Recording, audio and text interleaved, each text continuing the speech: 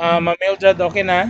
You can get in na. Okay, next slide, Mike. Next slide, Mike.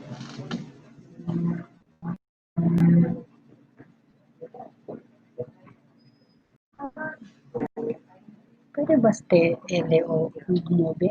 Hindi, before Mike, yun na kanina.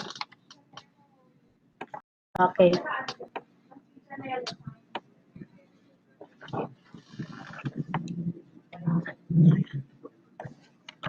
Okay, next slide, Mike, please. Okay, so let me just go back to this page. So on top, we can see the domains, which is it says there the distinctive spheres of the teaching learning process. So it states what is it about and explanation to what's the domain about. Then we have click mic. Kasi ito sa mic, please click. Then we have the four career stages, as I mentioned, descriptions of developmental practice. So like a teacher will not stay long or will not stay forever as a beginning teacher, but should move at least maybe every 2 to 3 years from beginning to proficient to highly proficient and finally become a distinguished teacher. Then click my. Then we have the strands. Okay, these are more specific dimensions of positive teacher practices. So from the domain, we have the specific dimensions of the domains, which are the strands. Then after the strands, we have the yes, Mike, please click. We have the indicators per career stage. These are the specific and these are concrete, observable measure, which are the practices of the teachers. Okay, so always remember that domain, strand, indicators, and then the career stages, the four career stages. Yes, Mike, next. Okay, let me just show you a comparison of the NCBTS and the PPST. Uh, they have the same domain 7, but like if you look at the in the NCBTS, social regard for learning is subsumed in other domains in PPST, which is in number 2, domain 2, and domain 6. And and thus, in PPST, we added the content, knowledge, and pedagogy. So in 2, we still have the learning environment, diversity of learners. Then for curriculum, there is now curriculum and planning. And then we have now assessment and reporting. In the NCBTS before, there are still 7 strands and there were I think 28 not strands. There were 7 domains, same with PPST. There were around 28 strands, but there were a lot of indicators in the NCBTS. So in the Philippine Professional Standards for Teachers, the indicators from 80 it became 37. So in other words, uh, similar indicators were put together, integrated, that that the indicators would be lessened. That's why from 80 it became 37. Now, why do you think content, knowledge, and pedagogy was added? Because this is very, very important. This is central to the K to 12 reforms. And this is placed at the beginning. Teachers should know their content and know how to teach it. Okay, next slide. Let me just show you the domains and the strands. Okay, so uh, quick show only. So we have domain one is on content, knowledge, and pedagogy. And this domain, it has 7 strands. So as you can see, 1.1 is content knowledge and its application within and across curriculum areas. Strand 1.2, it's research-based knowledge and principles of teaching and learning. Strand 1.3, positive use of ICT. Strand 1.4, strategies for promoting literacy and numeracy. This is very important, literacy and numeracy. Okay. Strand 1.5, strategies for developing critical and creative thinking as well as other higher order thinking skills, the HATS. Then strand 1.6, we have the mother tongue, Filipino and English in teaching and learning. And strand 1.7, classroom communication strategies. So for domain 1, we have 7 strands. Okay, next mic. For domain 2, which is the learning environment, we have 6 strands. Okay, 6 strands. So 2.1 will be on learner safety and security. 2.2 for fair learning environment. For 2.3, management of classroom structure and activities. 2.4, support for learner participation. Promotion of purposive learning for strand 5, and for strand 6, management of learner behavior. So in domain 1, we have 7 strands under domain 1. In the domain 2, we have 6 strands. Okay, then domain 3, we have diversity of learners. So how many strands for domain 3? There are only 5 strands. Okay, next Mike. Then we have domain 4. Domain 4 is on curriculum and planning. So how many strands? Also, it has 5 strands. Okay, next Mike. Then we have domain 5, which is on assessment and reporting. Also, this domain has 5 strands. Then domain 6, is on community. Next slide, Mike.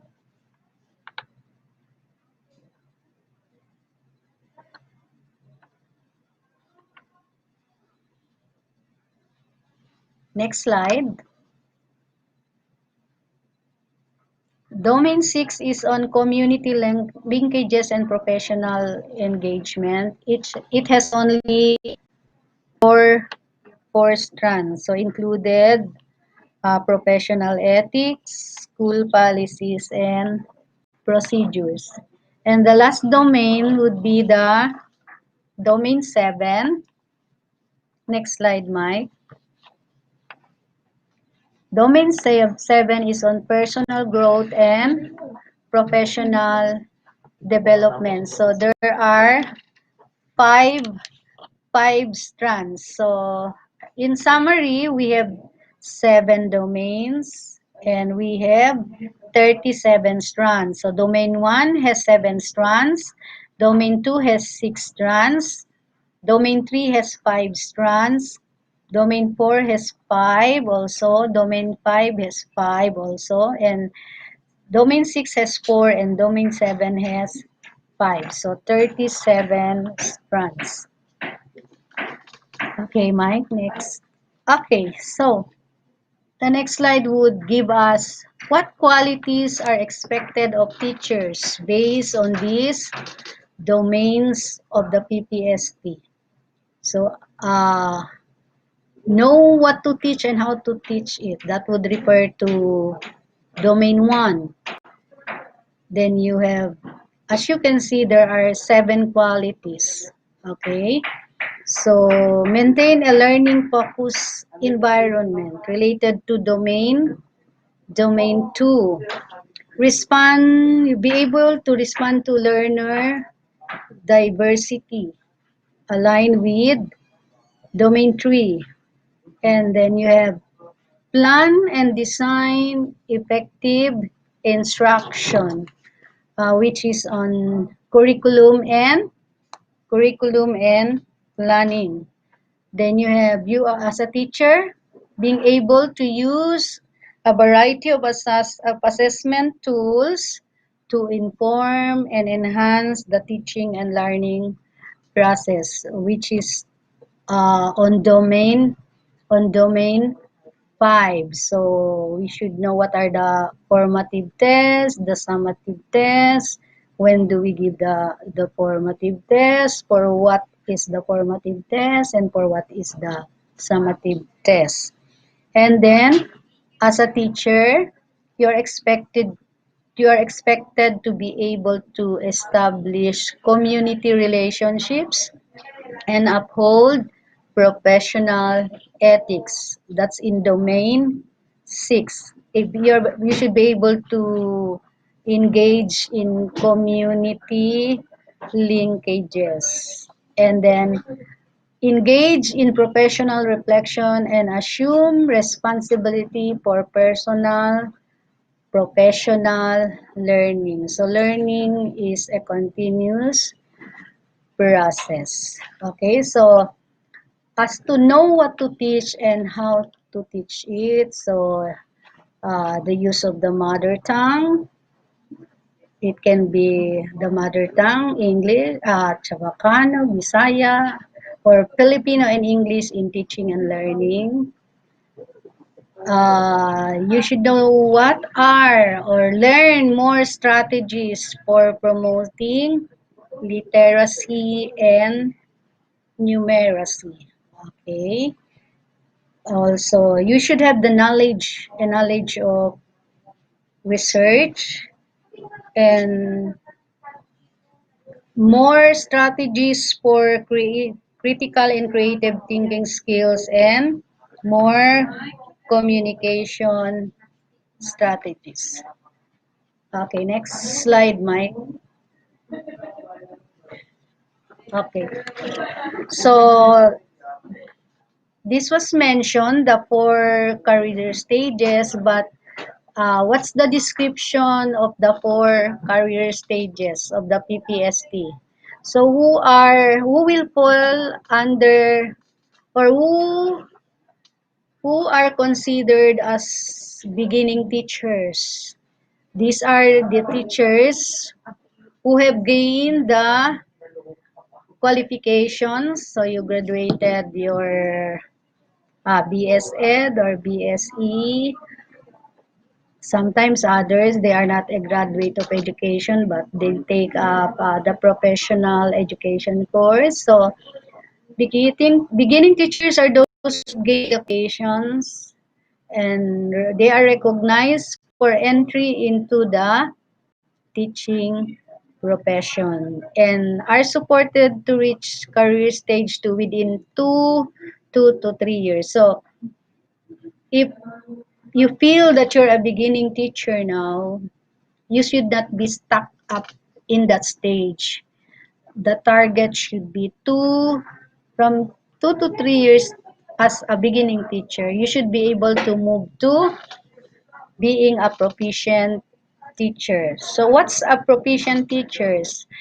What are proficient teachers? So Proficient teachers are professionally independent in the application of skills vital to the teaching and learning process. Display skills in planning, implementing, and managing learning programs. So you're able to do this. A proficient teachers are able to do this after passing through the stage as a beginning teacher.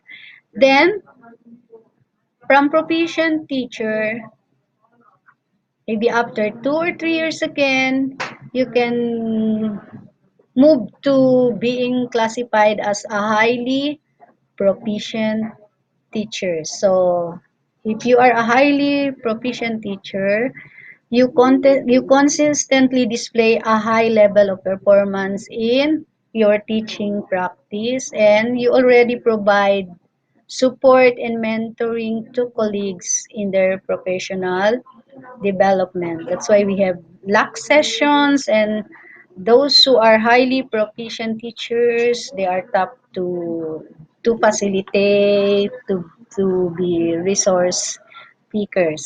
Okay, so uh, if you're a highly proficient teacher, then there's a possibility that you're already at T3, teacher 3, or master teacher 1. And the highest would be the fourth career stage, which is distinguished teacher. If you're a distinguished teacher, if you fall under this stage, you embody the highest standard for teaching grounded in global best practice for international uh, capabilities already. Recognized as educators, leaders, contributors to the professions.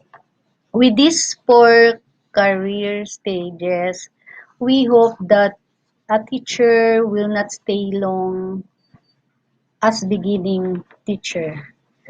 Uh, the aim of a beginning teacher should move from one career stage to the next career stage. Okay, then as much as possible, aim for the fourth career stage, which is the distinguished teacher. Okay, next slide.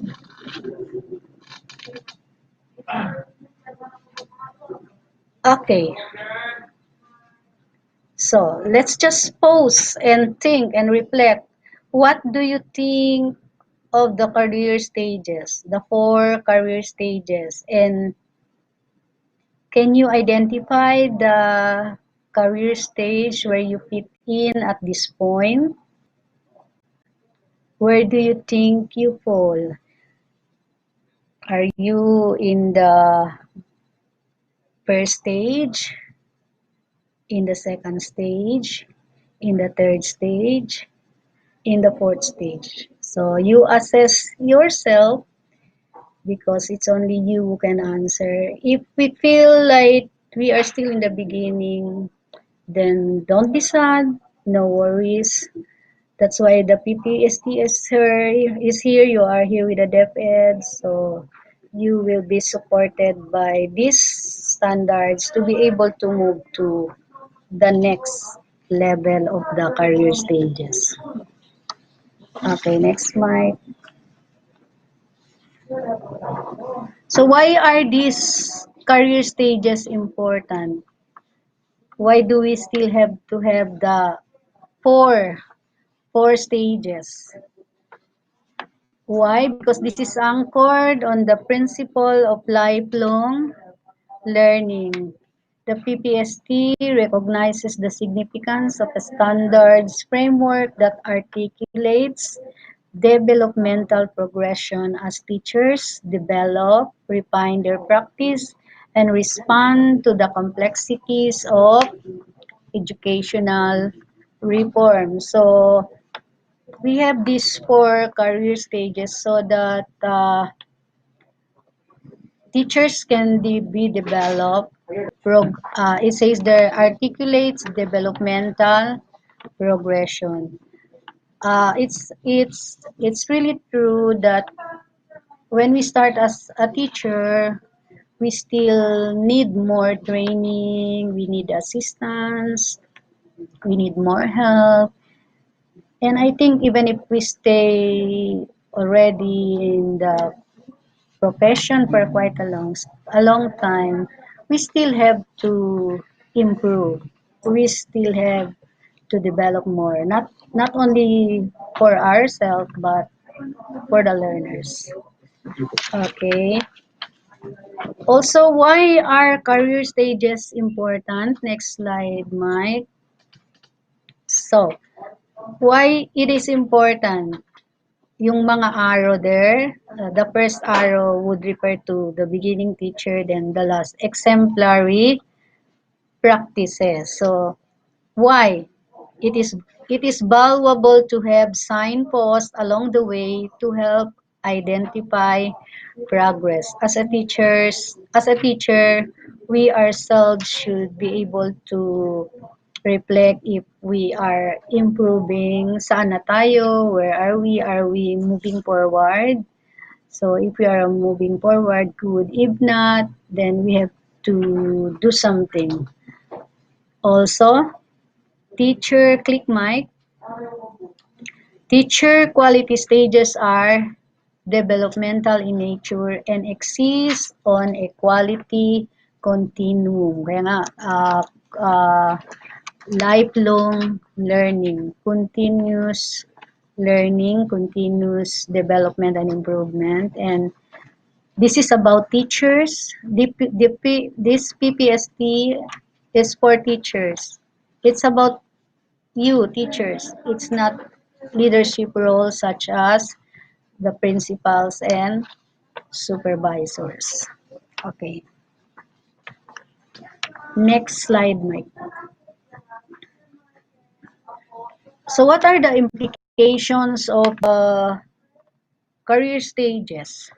Career stage 1 offers realistic requirements of teachers in training. Ito yung for beginning teachers. So, the TEIs, the Teacher Education Institutes, what they need to guide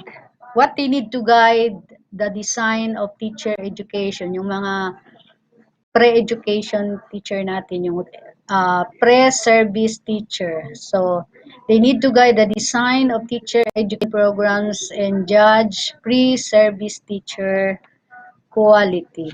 So, the PPST should start in the pre-service education. For career stage 2, what's the implication for career stage 2? Click Mike. For career stage 2 is for teachers of good quality in school and is what teachers need to enjoy success and a sense of genuine professionalism, and it allows a focus for school-based induction for beginning teachers. So from beginning teacher, you have the qualification, so you enter the teaching field, then after 3 years you move to career stage 2 proficient. That's why it says for good quality, teachers of good quality. Next slide, Mike.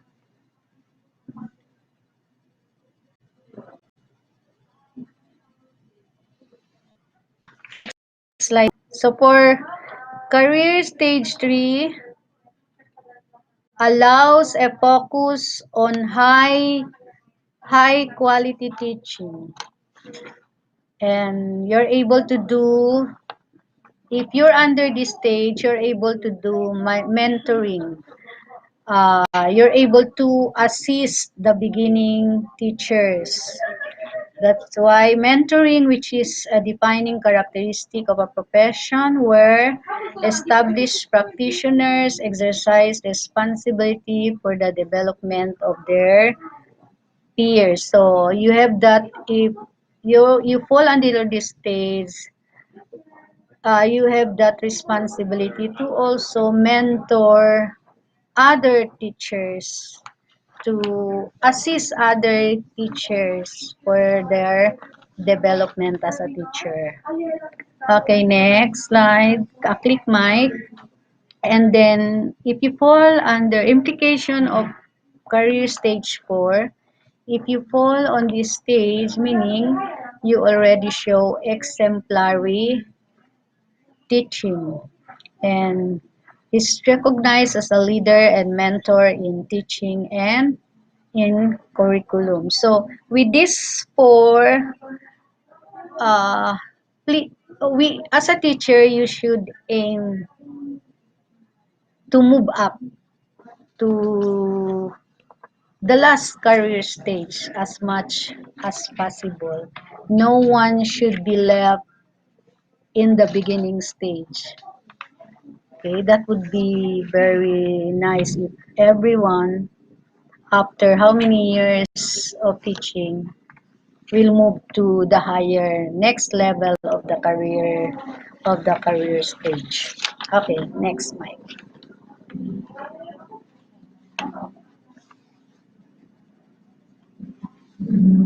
Okay, teacher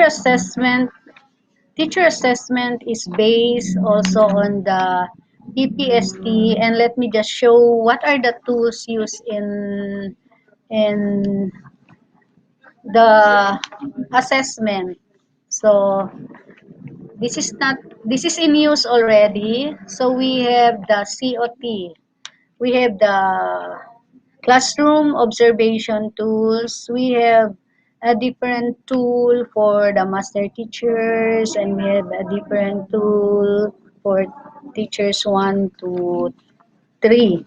And there's a manual, and then you have also the RPMS tools, and you have the self assessment tools.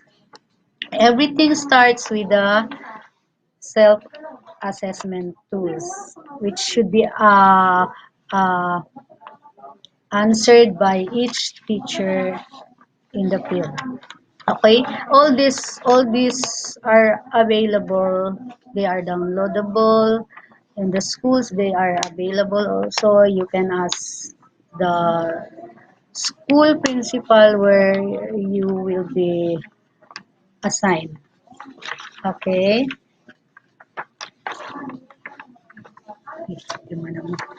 Okay, I think this is the last slide. Is this the last slide, Mike? Okay. It says there, of course, I talk to myself, but sometimes I need expert advice. Why do we need expert advice? Because ideas can be life changing. Sometimes all you need to open the door is just one more good idea. So we need ideas from experts, from others, from our peers, from everyone around us to improve ourselves and to improve the quality of teaching. Cre huntu-huntu puede. No hay, no hay imposible. Cre huntu-huntu puede. I would just like to acknowledge that most of the slides were taken from the slides of Ma'am Gina Gonong. Thank you and good morning pa ba? Good morning. Enjoy your lunch.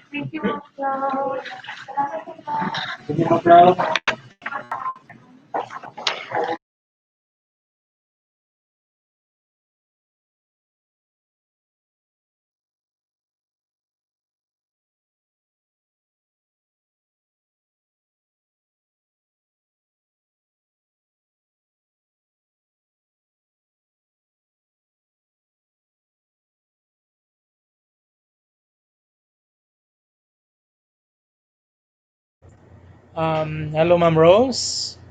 Ma'am Rose Rin, can you introduce our next speaker? Okay. Good morning once again. So we'll be moving on to the our next speaker for this morning session. We have with us our school's division superintendent. We have with us Sir Roy C. Tubalia, EMDJD, CESO 6, Assistant Schools Division Superintendent, OIC, Office of the Schools Division Superintendent. Please help me welcome again Sir Roy C. Tubalia. Sir.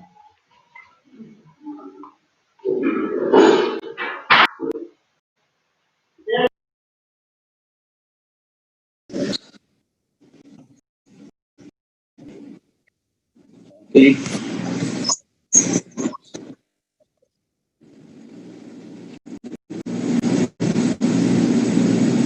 Okay.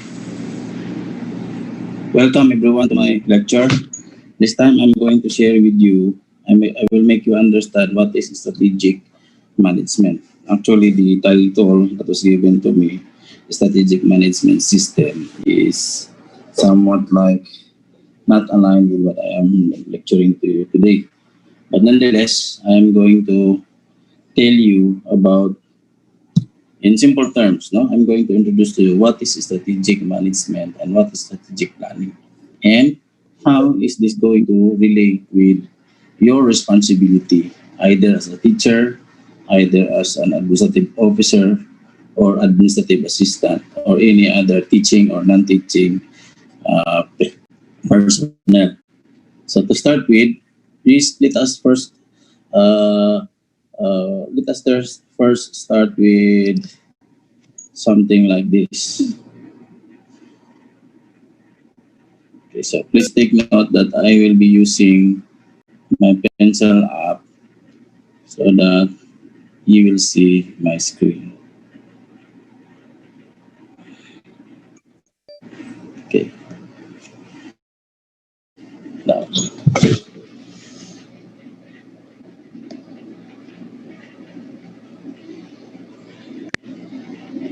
I will be sharing to you today about strategic management. Okay, because the title of my lecture is Strategic Management System.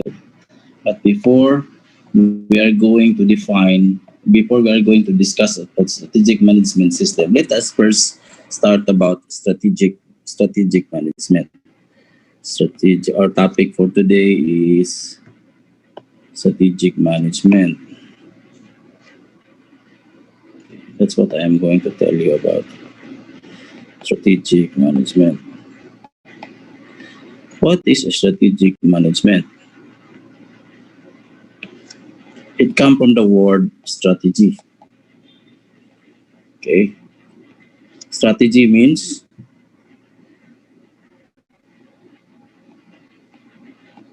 the way or the means of achieving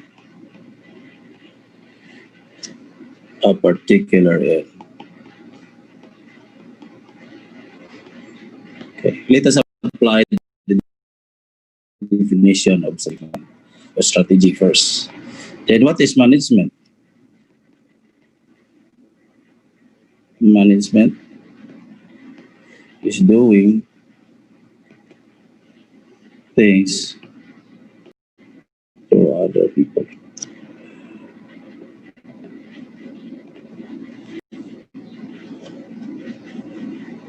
People or other means. So, if we try to piece together strategic management, in simple terms, strategic management really is just a strategy of achieving, no, or managing your way into achieving a particular goal or objective. So, in short, therefore,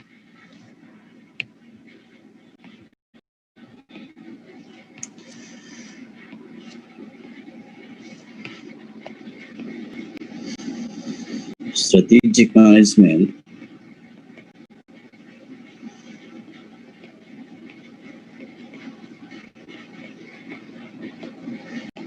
is managing people and resources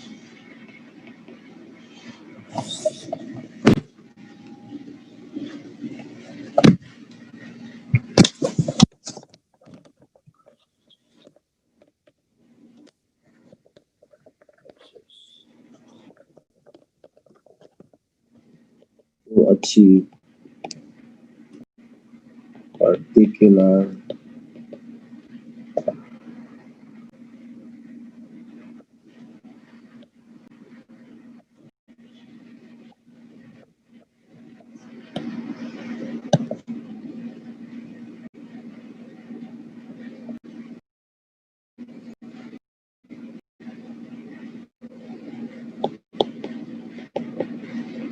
particular core objective.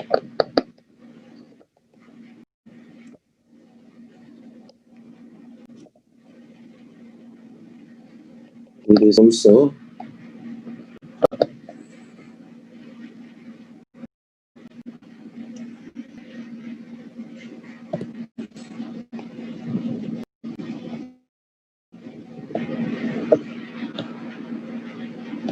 the goal objective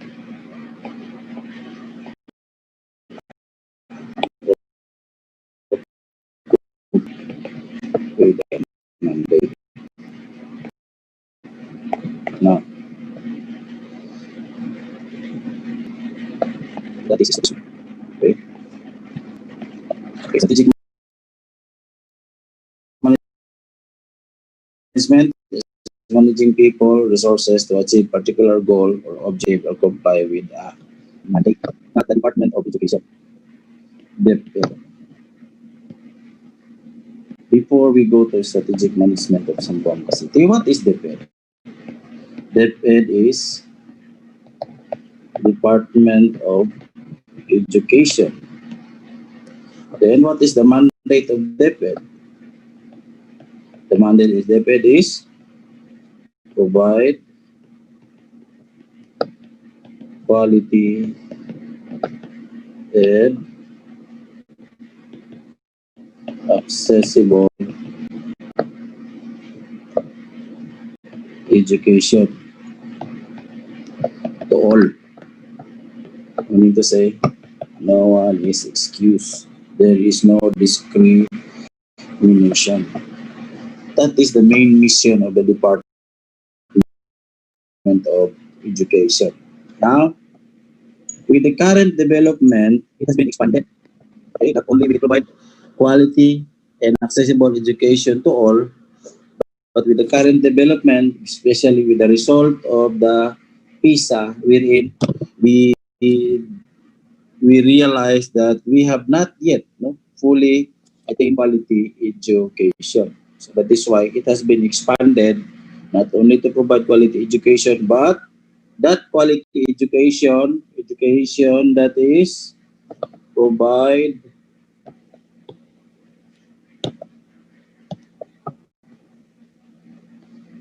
provide education that is number one of quality, number two accessible, and then number three relevant,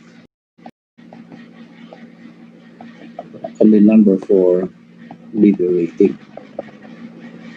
This is now the kind of education that we will be providing. Quality is not enough, being accessible is not enough, but aside from quality and accessible, it has to be relevant and liberating. What do you mean by quality? Meaning to say that quality education, which is in its learners really possesses life skills. If we look at our K-12 basic education program, the K-12 basic education program, the outcome or the goal of K-12 basic education is uh,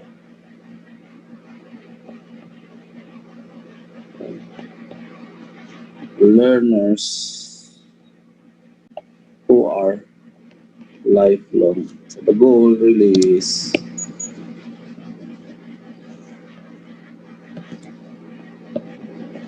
graduates who are lifelong learners. Okay? And who are these lifelong learners? How do you know that they are lifelong learners? That has that is equipped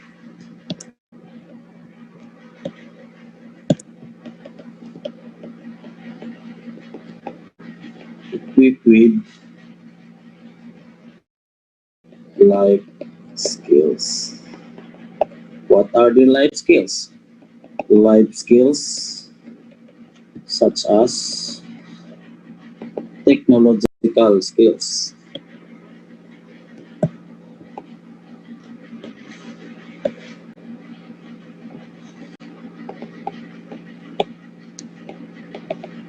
technological PBL skills,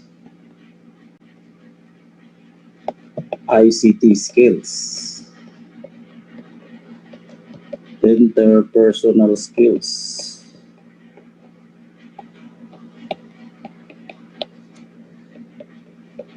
critical skills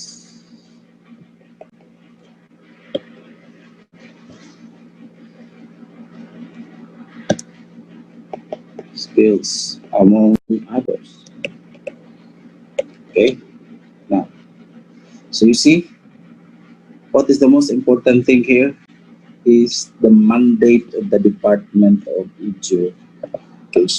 Provide quality, accessible education to all. And that has been expanded already.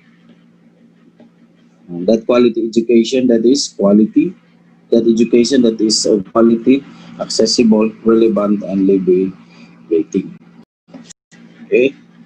Now, so in order to attain quality basic education, we have implemented K-12 basic education program through RA 10.1.10.533 or the Enhanced Basic Education Act of 2013. And the main goal really is to produce lifelong learners. And what are the lifelong learners? Learners that is equipped with life skills. And what are these life skills? Life skills such as technological or TBL skills, ICT skills, interpersonal skills, and critical skills. Now, this is the main mission and mandate of the department. Because when you talk of mandate, meaning to say, mandate means a particular agency or a particular person exists. The position of a person exists because he has to perform a particular mandate. Now, if we look at ourselves and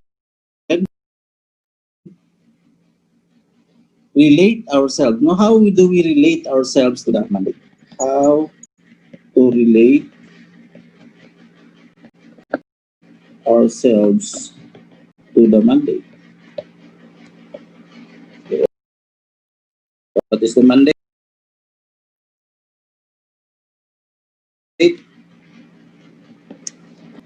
To provide quality and accessible education. Like for example, if you are a teacher, if you are a non-teaching person, and then if you are a teaching related person, because basically, no, there are only three categories of employees in the Department of Education. You have the teacher, teaching related personnel, you have the non-teaching personnel. Now, how do you know that he is a teaching and teaching related personnel? It depends upon their eligibility requirement. So, like for example, If your eligibility, if the position calls for an eligibility of civil service, non-prof or prof, so you are a non-teaching personnel. But if the position requires the eligibility of a teacher's board exam, whether PBET or licensure examination for teachers, you are either a teaching personnel or a non-teaching, teaching related personnel. Okay.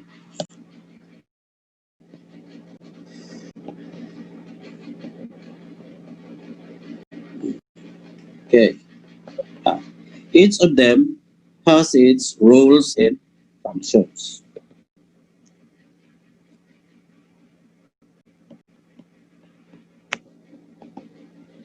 Okay. As a teacher, the teacher provide teaching and learning. Teaching related personnel provide technical assistance, meaning to say, slash support to teachers. How about non-teaching personnel? Provide admin support to teaching and non-teaching related personnel. Okay, so there it is. That is your role and your function. So now that we have defined the three categories of personnel in the Department of Education, three categories of personnel in DepEd. Right. Now, as you can see, now there are three categories of personnel. They have their own roles and function to perform in accordance with the Department of Education. So the mandate, okay, the mandate is quality and accessible education. That is the main mandate. That can only be provided by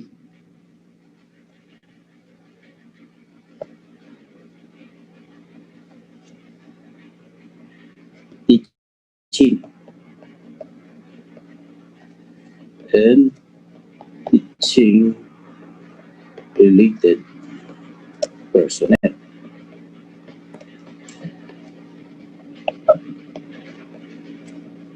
Okay,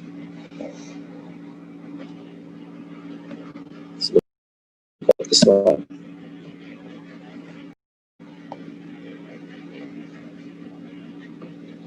That's another.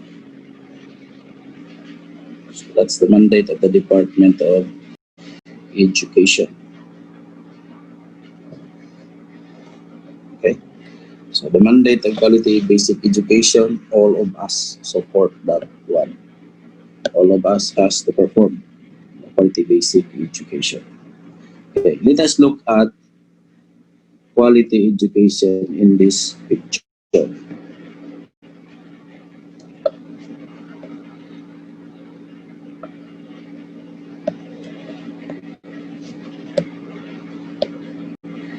Say for example,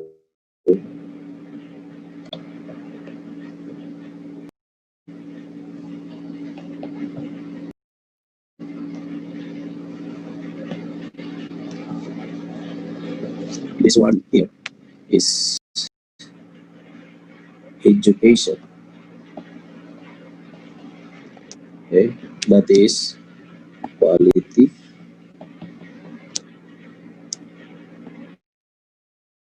accessible, relevant,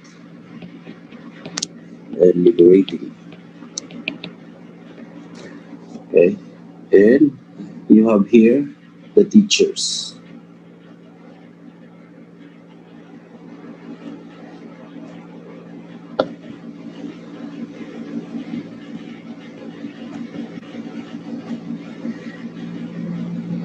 In her hands lies the future, our learners.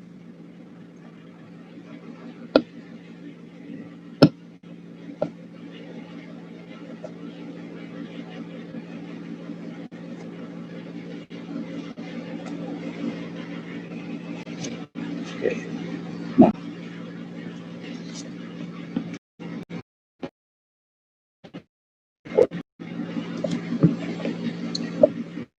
okay. On this side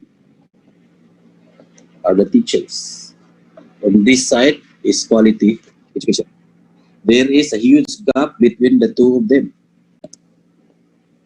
So, how do you bridge the gap? Meaning to say, how do we attain quality education? How to get to quality education?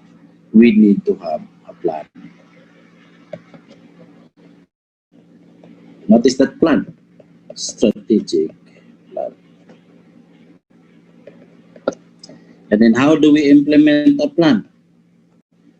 Through strategic management.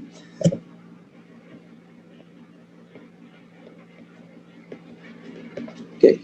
What is our strategic plan? It's because, di ba, our goal is to bring our teachers and learners towards quality education. And then we need to have strategic plan. Okay.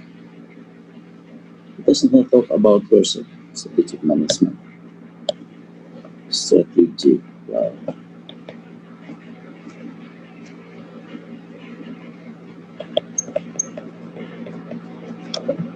which is called Division Education Development Plan, which is DEDP. Then, how do we implement our DEDP? We need strategic management. Okay, strategic management using our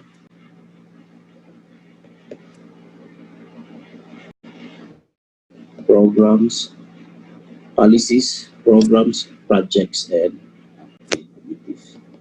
We have policies, programs, projects, activities. So we need to have a plan. Okay. Again, how do we attain our mandate? How do we comply with our mandate, which is provision of quality and accessible education, expanded by quality, accessible, relevant, and liberating education? We need to have a plan. And what is that plan? DEDP. And then how do we implement the DEDP? We need to design out of the DEDP, we need to implement the programs, projects, policies, and activities under our DEDP.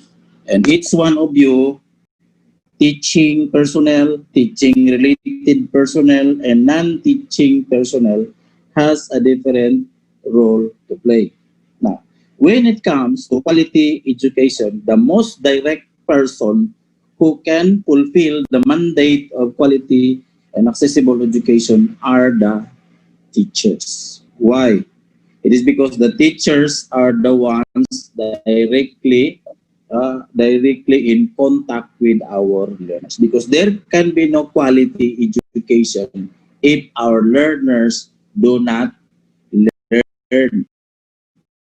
It is because education, the goal of education is change of behavior, right?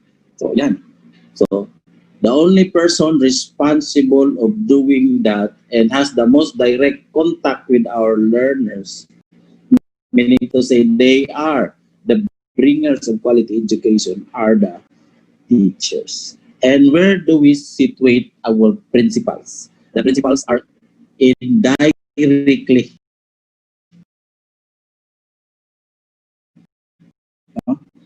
indirectly our non-teaching related personnel like principals and teachers, principals, master teachers, and all, they have a close contact with the teachers as well as the learners. And then how about non-teaching personnel? They provide sa ganito, they provide administrative support. So teachers cannot perform well their function if they are not being provided with administrative support by our non-teaching personnel. So meaning to say that all of you teaching personnel, teaching related personnel, and non-teaching personnel, all of us has a different role to perform. But the most direct person who can really fulfill quality education are the teaching personnel because they are there in direct contact with learners. It's because without our learners, they will not exist. Okay? Now, going back. So we need to have a strategy. We need to have a plan. Strategy should have a plan. So that is why this is us here. This is the status of our education, and this is where we want to be. What do we want to be? Where do we want to be? We want to achieve. The goal is that we want to achieve a quality, accessible, relevant, and liberating education. But how do we do that? We need to have a plan, which is a strategic plan, the vision education development plan. And in order to realize that plan, we need to have strategic management. How do you manage to implement your plan? Using policies, programs, projects, and activities. That is how you will be able to successfully attain this program. But of course, strategic plan and strategic management would not have been possible without the person because human resources like teachers are the most important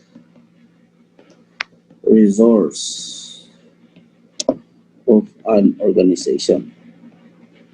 So all of you equally, teachers, teaching personnel, teaching related personnel, non-teaching related personnel, all of you are important human resource of an organization because DepEd is an organization. Organization from the word organic, living, breathing organism. Right. Now, looking at this picture, there is a gap between the teachers and quality education. So how do our teachers bring the learners towards quality education? We need to have strategic plan. We need to have strategic management. And we need human resources to implement this plan and to manage this plan so that programs, projects, activities, and policies will be properly implemented so that we can attain quality education. So in that aspect, we need a management structure. Okay?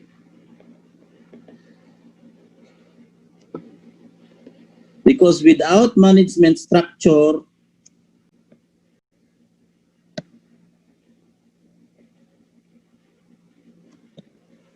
okay, management or organizational structure.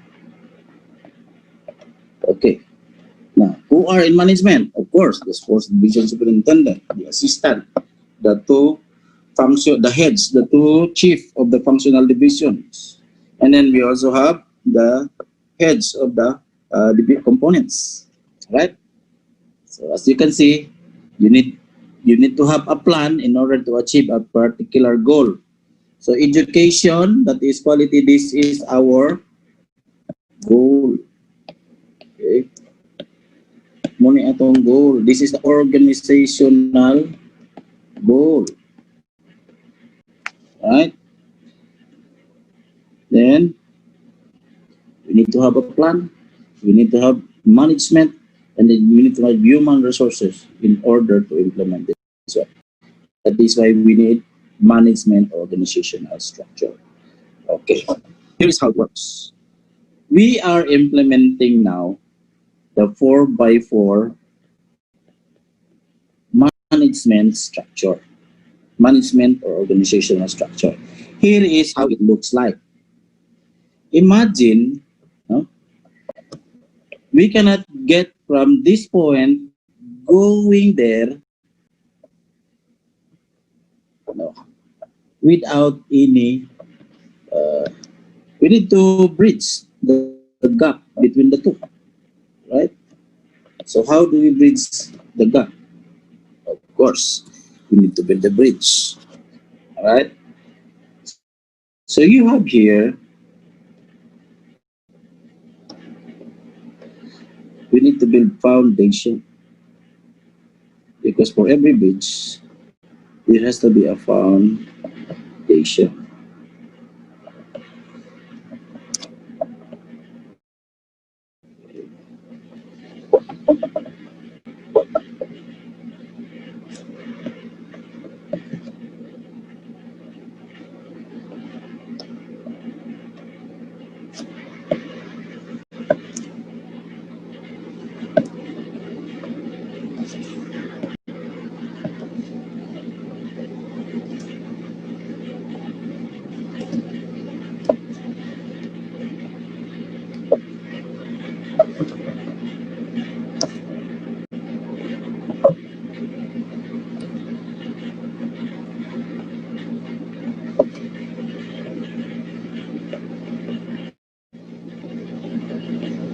Our foundation is the quadrant 1.1,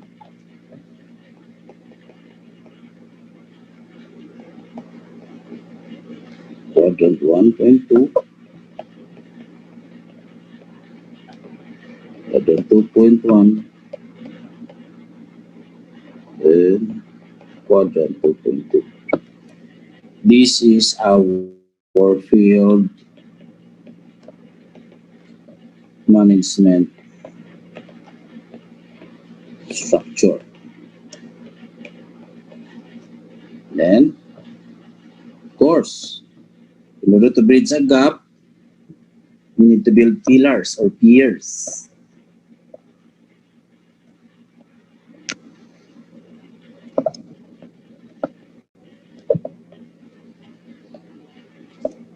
Okay.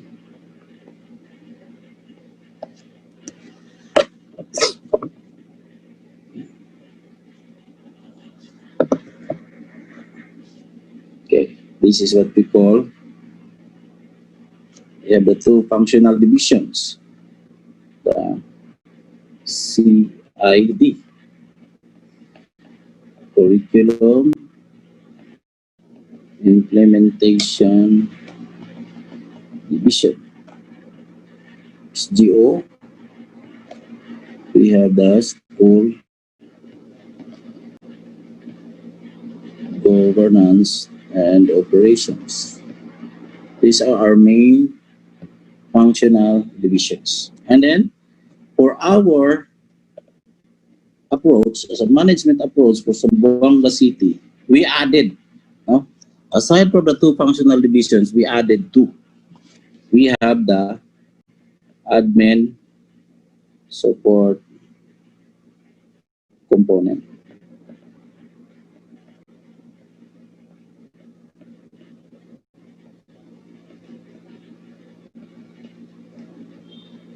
Composed of our HR, the admin itself,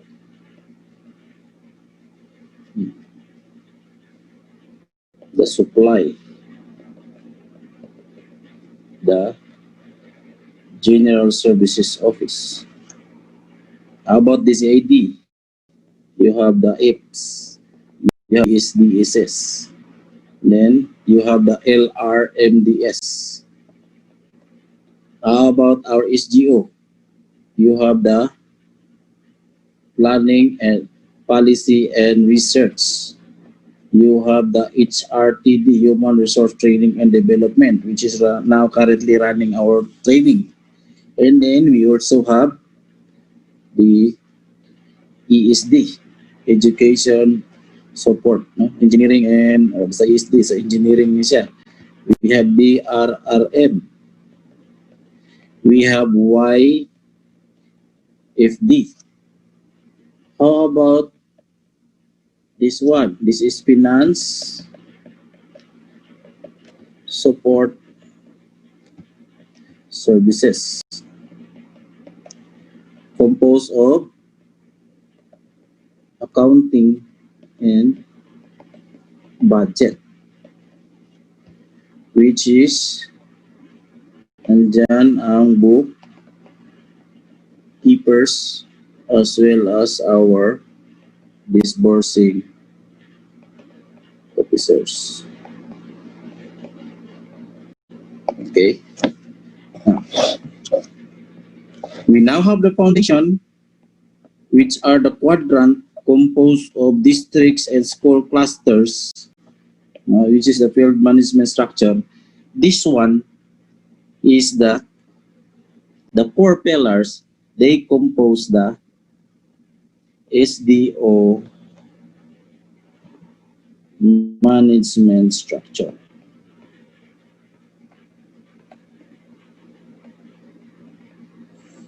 Okay. Ano siya? So, what is the SDO management structure? It is composed of four components. We have two functional division, which is curriculum and implementation division.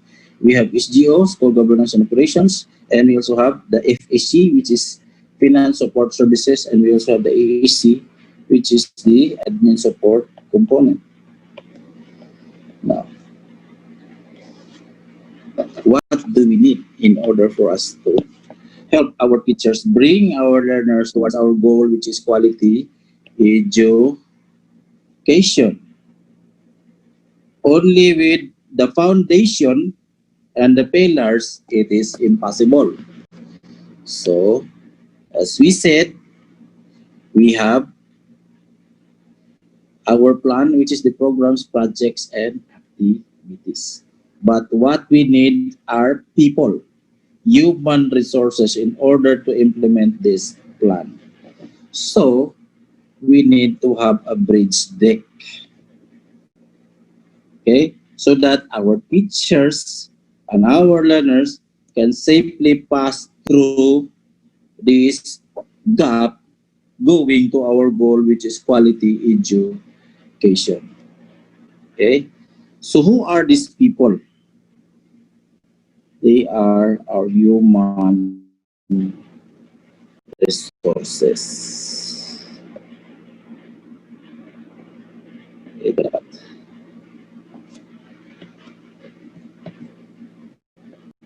Kulayan natin.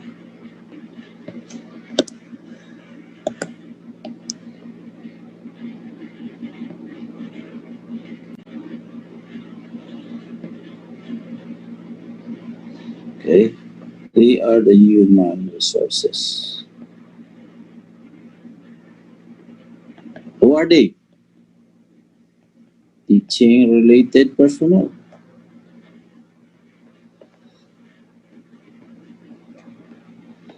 And non-teaching personnel. Okay, why? Because teaching related and non-teaching related personnel do not perform teaching and learning function. They belong to the teachers. So that is why you have it here, no? You have seen our management structure. It is the 4 by 4, composed of 4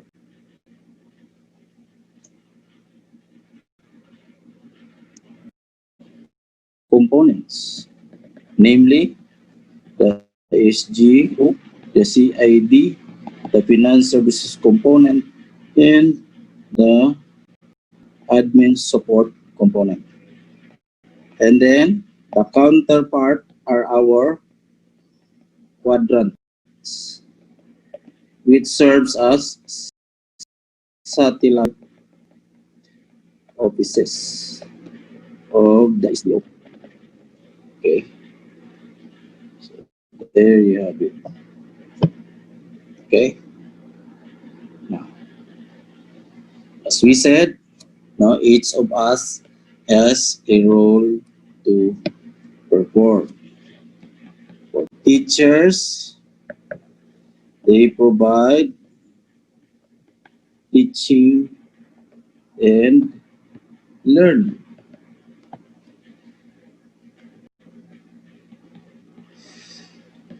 Teaching related personnel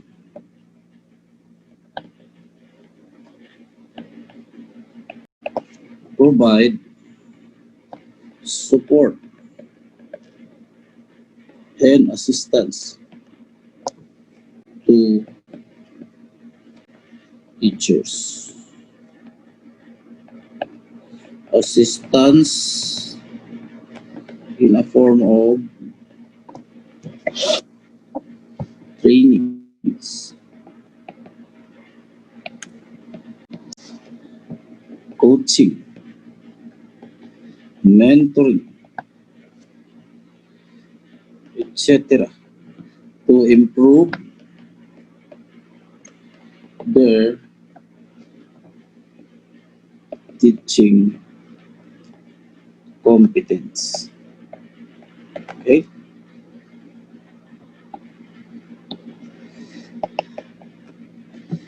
How about non-teaching? Anong gagawin ng mga non-teaching?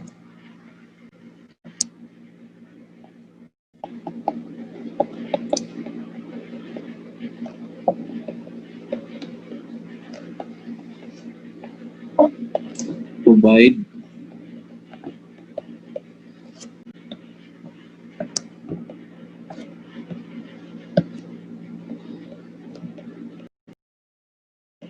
administrative and financial assistance to our teachers. Okay? Now, the main actor when it comes to quality education are the teachers. Because as we said, teachers has the most direct contact with the learners. Because it is our learners that who should benefit quality education. Who should have quality education. And then, we now second in the line, we have teaching related personnel, which is our principals. We will provide our teachers with the adequate professional growth to improve teachers' competence. And then, are the non-teaching personnel's work not vital? Of course, they are vital. It is because they provide administrative and financial assistance to our teachers. Imagine mo na lang, if you are a teacher and you do not receive your salary on time, can you report to the school? You cannot. It is because without salary, you do not have money to pay for your transportation, especially now that the cost of transportation is high because of the limited capacity in the way our transportation are operating.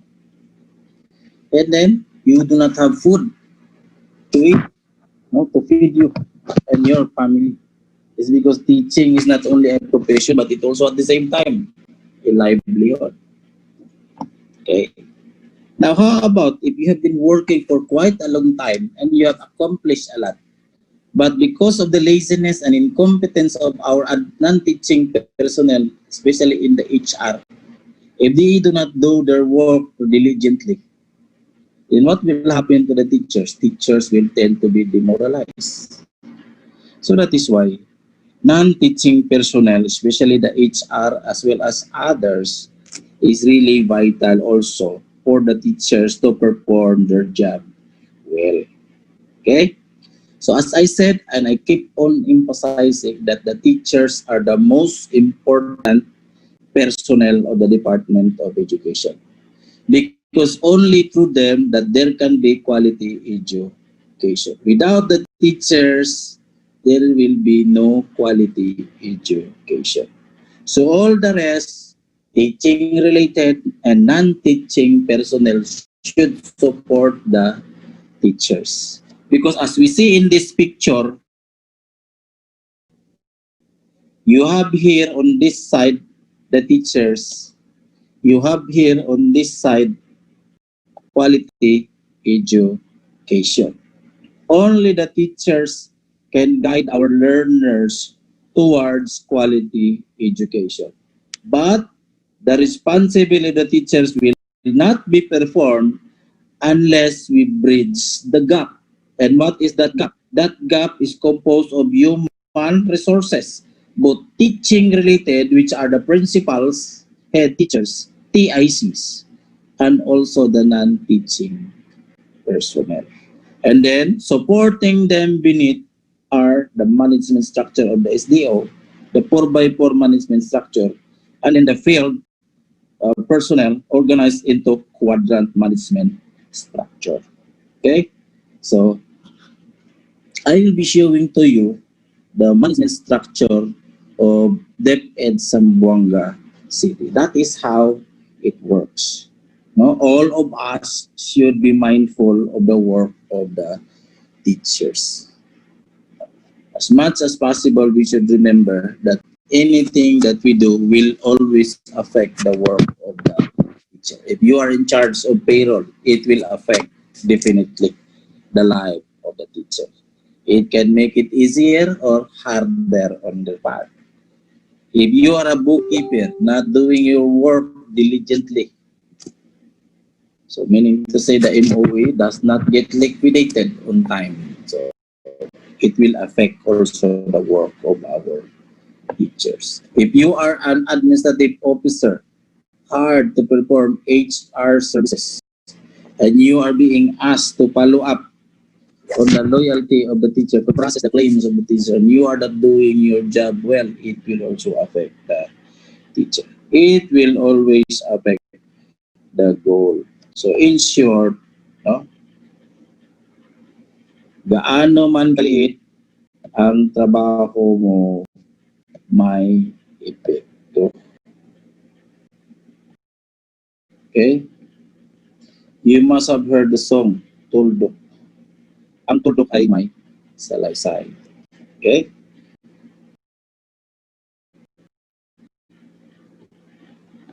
Gaano man kaliit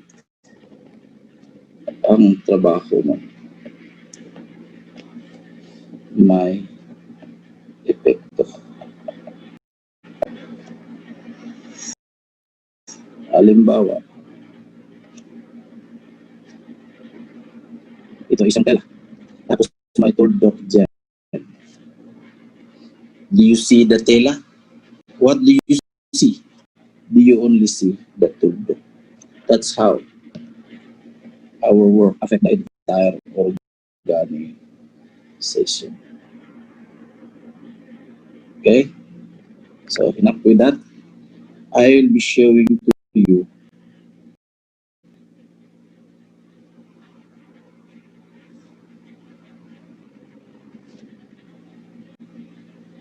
the 4 by 4 management structure.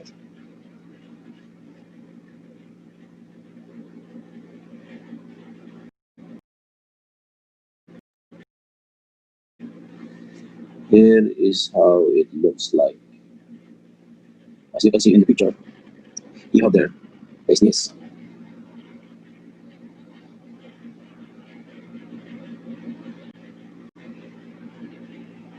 So, and then the ASDS is assisted by the executive board, composed of the ASDS, the chairman, and the vice chairs are the two ASDS, si Sir J. Montialto and Ma'am Norma Francisco. And the members are the four division, the four division or component heads, namely si Sir June heading the school governance and operations, si Ma'am Daya heading the curriculum implementation division, si A.O. Keno heading the administrative and services component, and then si Ma'am Frisnel with Ma'am Jilin heading the finance services component. And then we have the four quadrant heads, and then the ITO, the legal officer and quality assurance head. And then down the line, you have the ASDS. Next to the SDS is the ASDS because they are going to assist the SDS. And then we also have established OSDS action centers, which receives complaints, verifies issues and concerns, follow up, process urgent requests from teachers, school heads, officials, and other personnel. They are composed of four action officers. And then down the line, we have the four components. No? Admin services component, finance services component, we have the curriculum implementation division, and we also have the SG. And then its counterpart are quadrant 1, quadrant 1.2, quadrant 2.2, and quadrant 2.1. These are composed of the quadrant 1.1 of the quadrants. They will serve later on as satellite offices of the division office because we want to spread out as much as possible. We want to bring closer the services to the teachers because our most important person, as I said, are the teachers. All of us should always treat our teachers like BI. Okay? So you have there for quadrant 1.1, we have our satellite office there, quadrant center at Ayala Central School. For quadrant 1.2, we have our satellite office there situated at Santa Maria Central School. And then we have quadrant 2.2, the satellite office of our division will be Putik Central School. And then for quadrant 2.1, instead of Guruan, it was transferred now to Manikahan Central School. Now, each of these quadrant will be performing basic administrative and finance services. Meaning to say that teachers now and other personnel in the field will no longer be going to the division office proper. But for basic services like service record, no, loyalty, payroll, and others, it will now be catered in the quadrant. And then down the line, you have the district and school clusters, and then elementary and secondary school. And I have good news. Though. Of the 32 districts that we have applied, because Zamboanga City, from 12 districts, we are applying in the regional office for 32 districts. But of the 32, 24 were already approved. So we are still negotiating for the additional 8 so that we will have a complete 32 districts for Zamboanga. Okay? Now, that is how Zamboanga City looks like in terms of our organizational structure. Each of these is done by personnel. Okay? Now, our new business model. Now, the new and updated, no, revision 1, no, the new and updated business model for Zamboanga City. So you have there our business process model. So using the 4x4 management approach,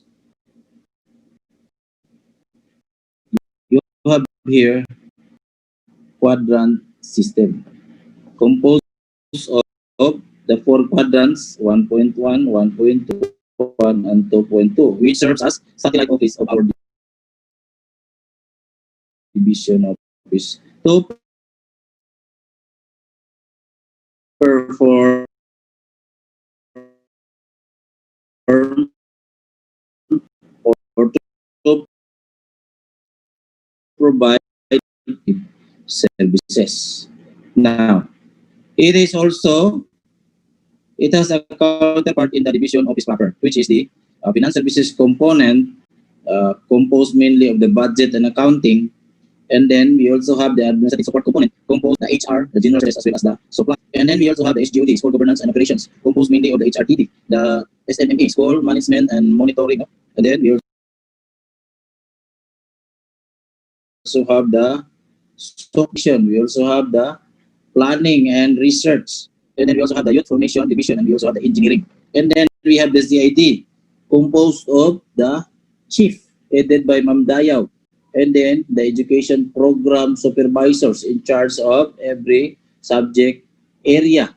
And then we also have our field leaders, which are the public schools district supervisors or cluster heads or YCPs, DS.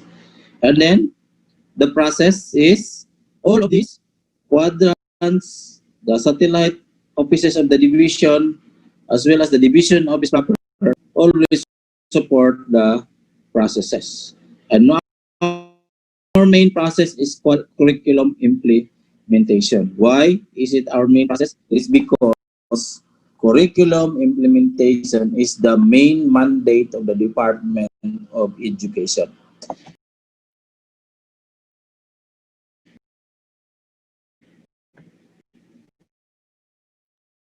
Teaching personnel, non-teaching relation personnel, all of us in a direct or indirect manner perform curriculum implementation. And what is the curriculum implementation?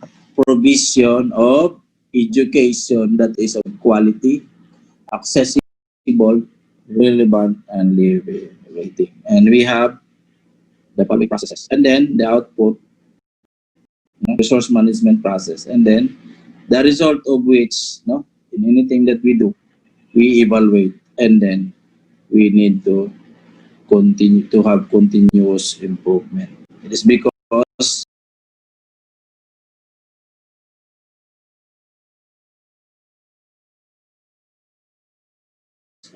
what we are after is customer status.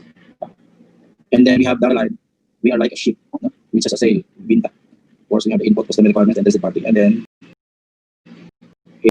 it is being manned by top management, the SDS and SDS, assisted by the executive board.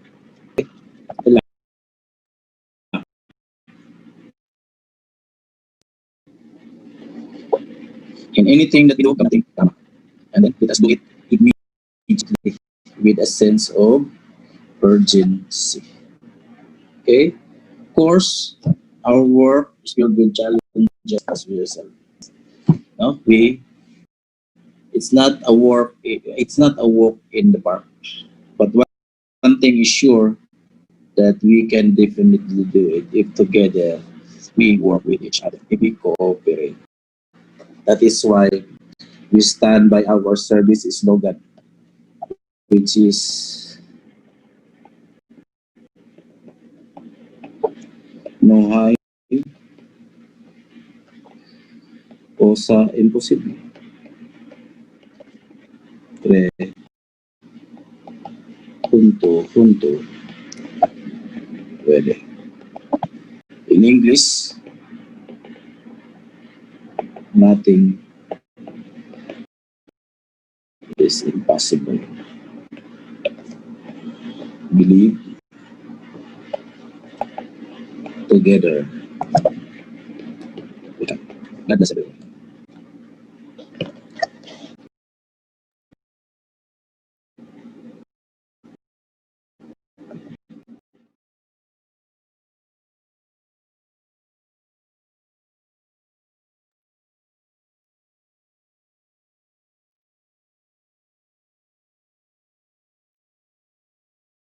We do the best that we can. Meaning to say, excellence should be our culture. And if you do excellence, if you do your job well, raise the bar of excellence. Because no hay cosa imposible, creo, pero pwede. Nothing is impossible. Believe, together, we can. Thank you very much. Jet?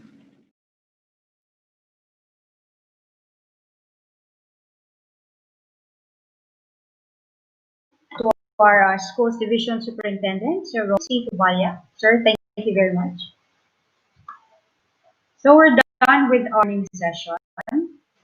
We will pause for a lunch break, and you can eat lunch and have a break, and we will resume at around 1:30 in the afternoon. So please stay tuned. We will be posting some infomercials while you eat your lunch. Thank you.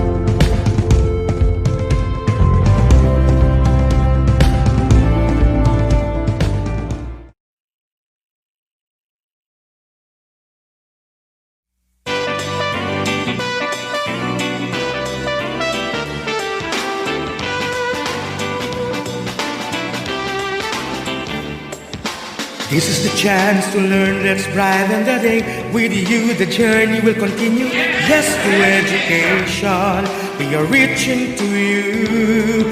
We'll be on your way, we know we can help you learn. Yes, we can, we reach high, we junto puede. Para con él sambuangueños, yes with you will continue. Let's say yes to education.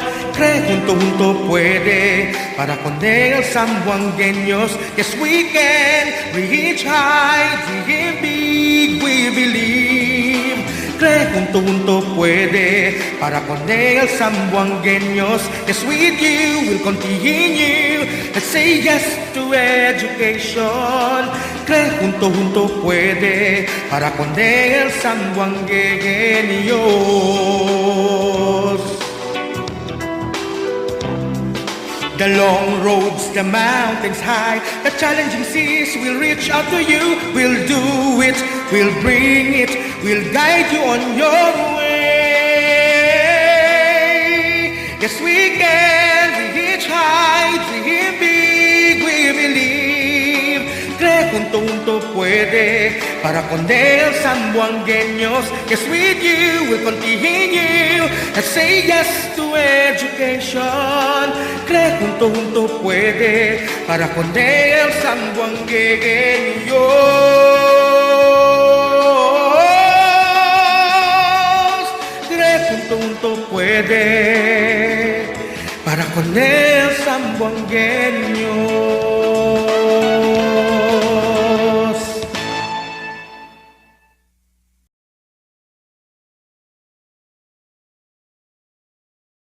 Isang magandang buhay sa inyong lahat.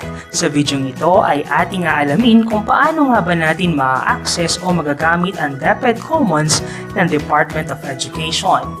Pero bago ang lahat, ano nga ba ang DepEd Commons? Ang DepEd Commons ay isang online educational platform na ginawa para sa mga mag-aaral sa mga public at private schools. Kabilang na rin dito ang mga nasa ilalim ng ALS o Alternative Learning System. Isa ito sa mga hakbang ng kagawaran ng edukasyon upang masigurado na tuloy-tuloy pa rin ang pagbibigay ng quality basic education sa mga mag-aaral sa kabila ng pandemic na ating kinakaharap.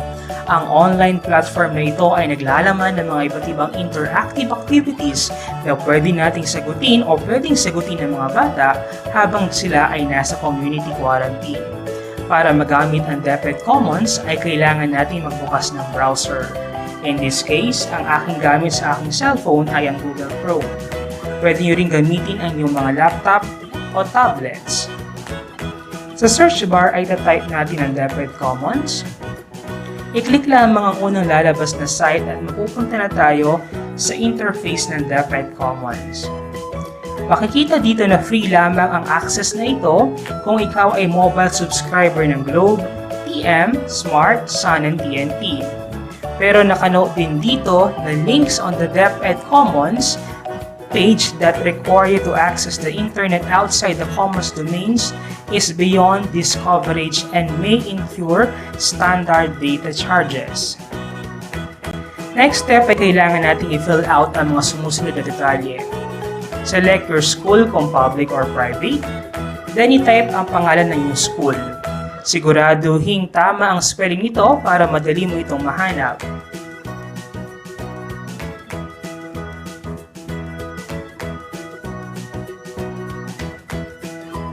Pwede mo rin i-type ang school ID ng iyong eskwelahan kung alam mo ito. Then click Student, i-type ang iyong pangalan, and click Save. So ayun, nakasulat ay Welcome to DepEd Commons. Next step ay kailangan natin i-click ang Select Grade Level, then piliin kung ano ang iyong grade level. Let's say for example, ikaw ay grade 7 student, click lamang ang grade 7.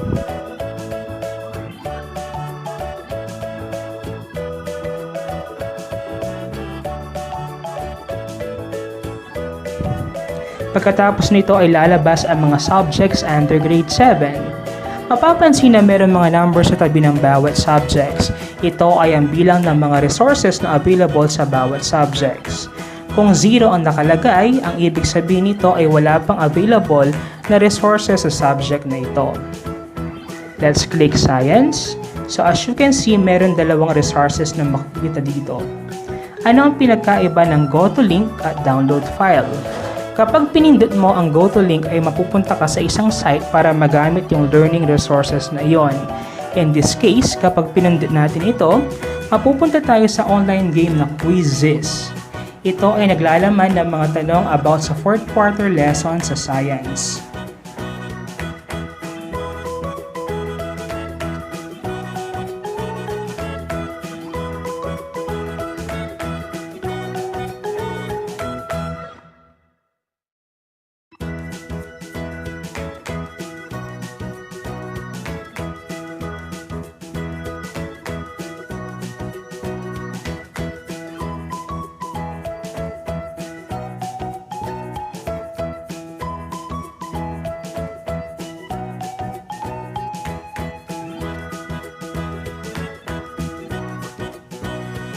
Kapag naman pinindot natin ang download file, ay mada-download sa ating device yung file na pinindot natin. And pwede mo na siyang basahin for offline, reading, or review. So yun na nga ang mga paraan para ma-access natin ang DepEd Commons ng Department of Education. You can explore it para mas lalo mo pang malaman ito. Thank you for watching.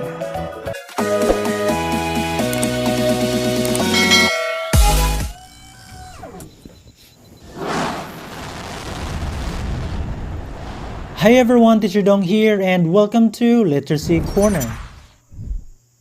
Marahil marami ngayon sa inyo ang naguguluhan pa din at nababahala sa kung ano ang magiging setup ng inyong mga anak pagdating ng pasukan ngayong Agosto.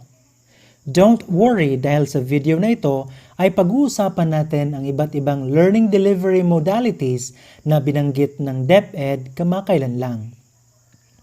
Ang mga iba't ibang learning delivery modalities ay face-to-face learning, distance learning, blended learning, at homeschooling. Sa distance learning ay may tatlong uri, ang modular learning, online learning, at TV or radio-based learning. Unahin natin pag-usapan ang face-to-face learning.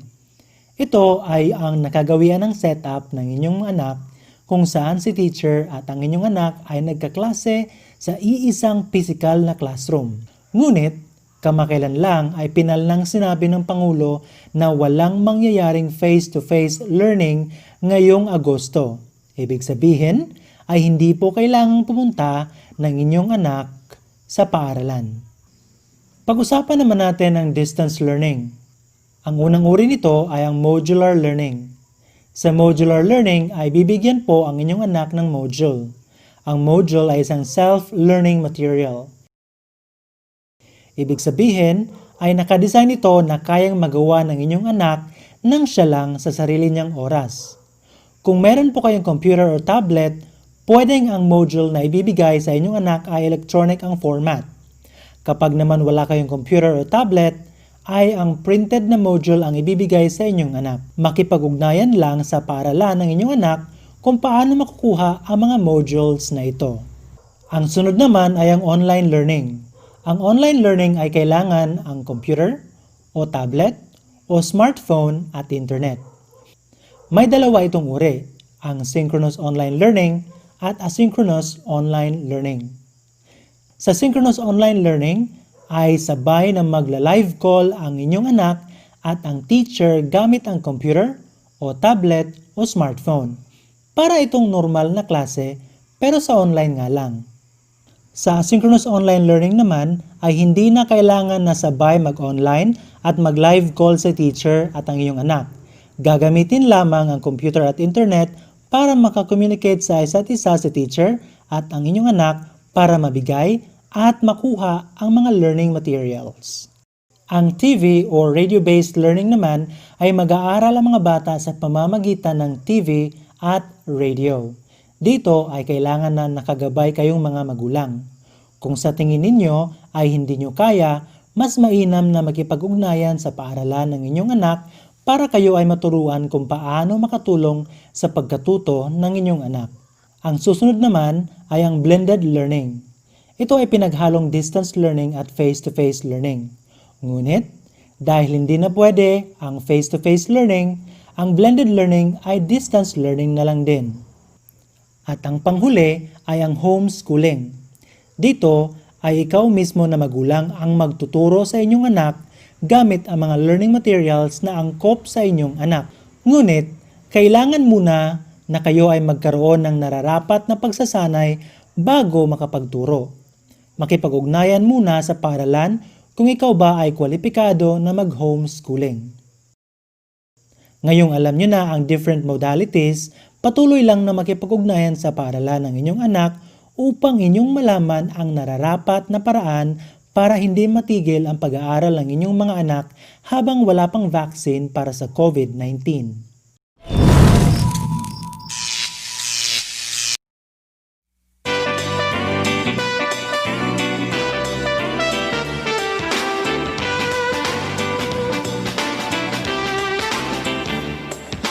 This is the chance to learn, let's brighten the day.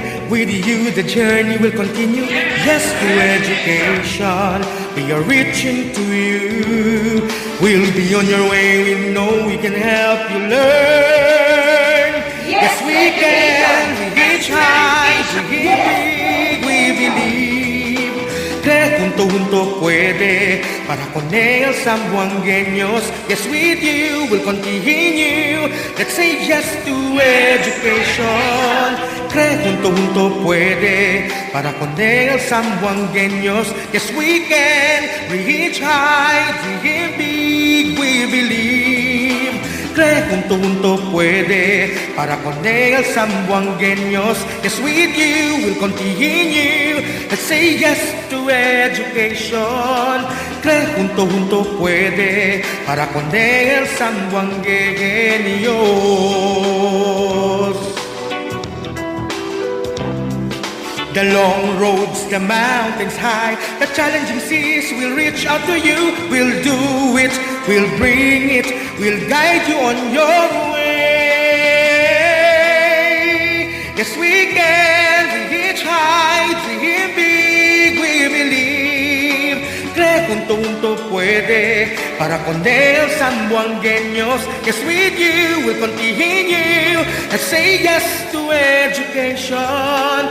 Cree junto puede, para con él sambuangueños. Cree junto puede, para con él sambuangueños.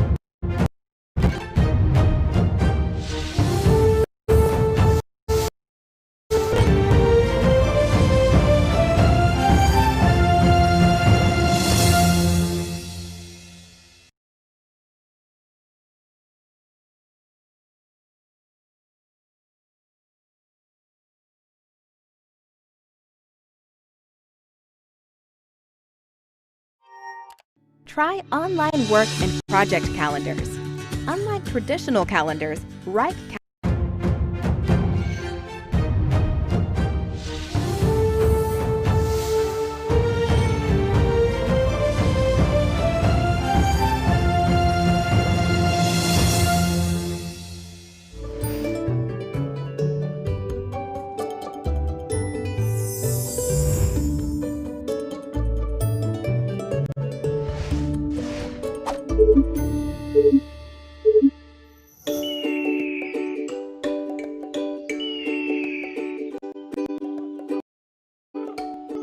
Magandang araw sa inyong lahat, mga bata!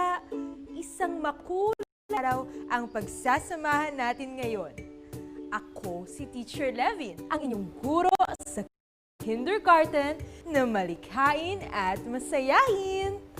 Ako ang makakasama niyo araw-araw para turuan kayong magbilang, maging malikhain, at mabubuting mag-aaral. Alam kong handang-handa na kayo, kaya tara na!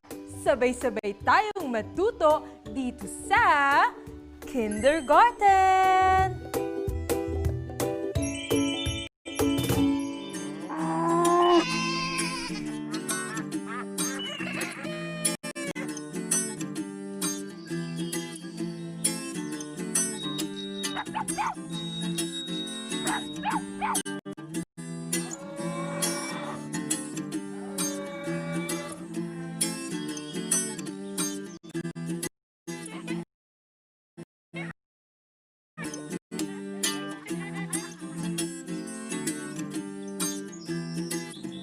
Pag-angalaga sa sarili at katawan, pagtulong sa magulang sa gawaing tahanan, at pagiging responsableng mamamayan. Lahat yan dito matututuhan. Kahit wala ka sa paaralan, marami pa rin kaalaman. Halina sa kindergarten, ng siyan. Ano pang hinihintay sa mga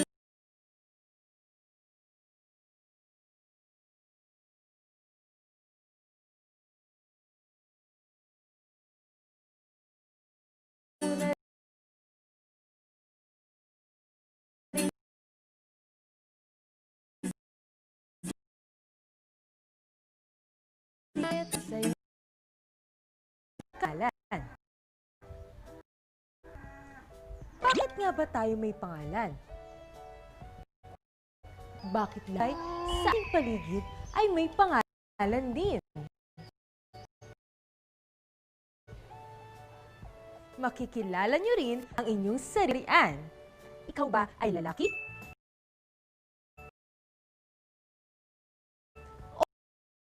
O babae? Tuturuan din kita gumawa ng makuha na name ID tulad. At gagawa rin tayo ng boy-girl chart tulad nito.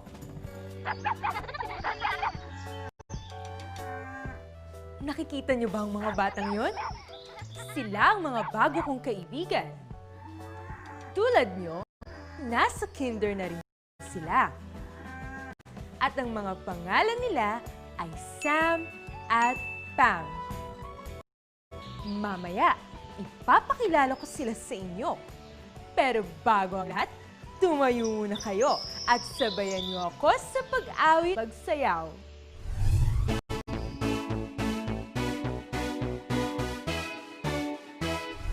Kamusta ka? Mabuti ba na kung makita ka? Ang ating bagong aralin, buong ngiti nating salubungin. Ipalakpak, may ipadyak ang mga paa, iunat ang iyong leeg, ikemot ang bewang, tumalon pa kaliwa, tumalon pa kanan, ipalakpak muli ang iyong kamay. Magsimula ng masaya, halika na ika'y sugma, may sariling pangalan. Ikaw ay may sariling pangalan rin. Sabihin mo nga sa akin ang iyong pangalan.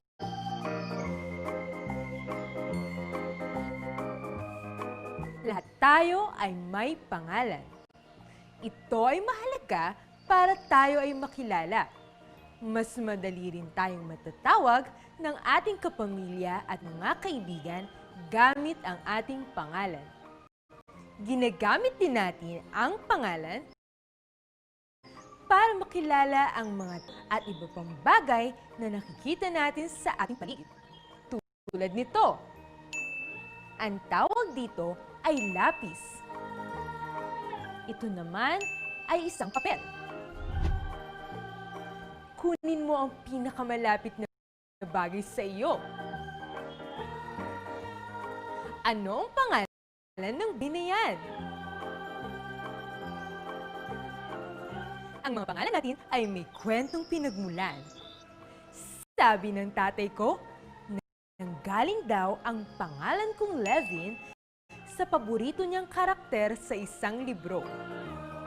Pwede mo rin itanong sa iyong nanay at tatay kung bakit napili nila ang pangalang ibinigay nila sa iyo.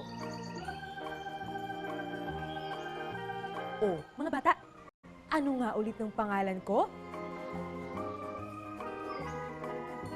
Magaling! Ako si Teacher Levin. Ganito ko isulat ang aking pangalan.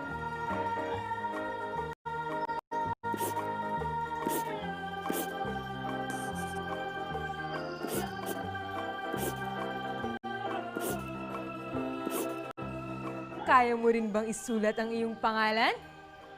Alam kong kayang-kaya mo rin.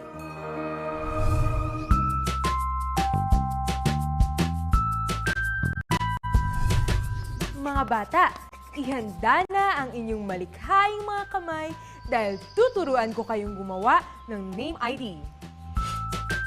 Ang mga kailangan sa paggawa ng iyong name ID ay ang mga sumusunod.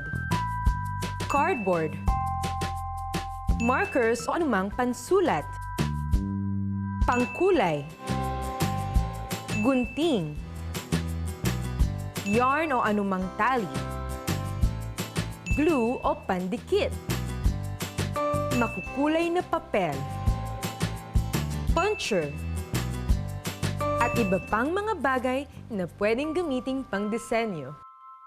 Kung handa na ang inyong mga gamit, ay maaari na tayong magsimula. Kunin lamang ang cardboard. Gupitin ito sa kung gaano mo gusto kalaki ang iyong name ID. Tandaan, mag-ingat sa paggamit ng gunting. Maaari kang magpatulong sa kung sino mang nakakatanda ang iyong kasama sa bahay. Kumuha ng marker at isulat ang iyong pangalan sa ginupit na cardboard.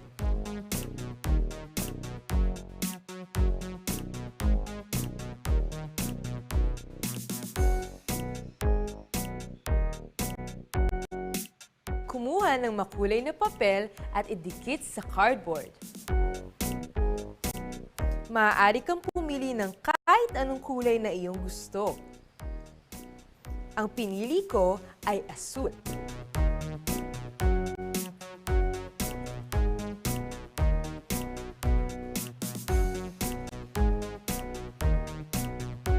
Maaari ka ring maglagay ng iba pang disenyo na gusto mo. Maaaring bulaklak, maaaring bituin, o kung ano man ang nasa isip mo. Ang ilalagay ko ay mga bulaklak.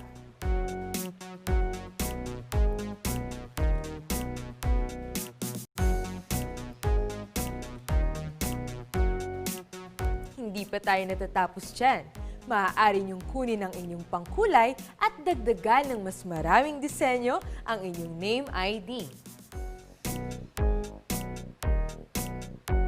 Lalagyan ko rin ng mga hugis puso sa paligid. Para magawa iyon, kinuha ko ang kulay pula.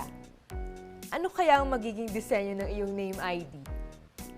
Matapos mong gawin iyan, kunin ang puncher at lagyan ng butas ang itaas ng iyong name ID.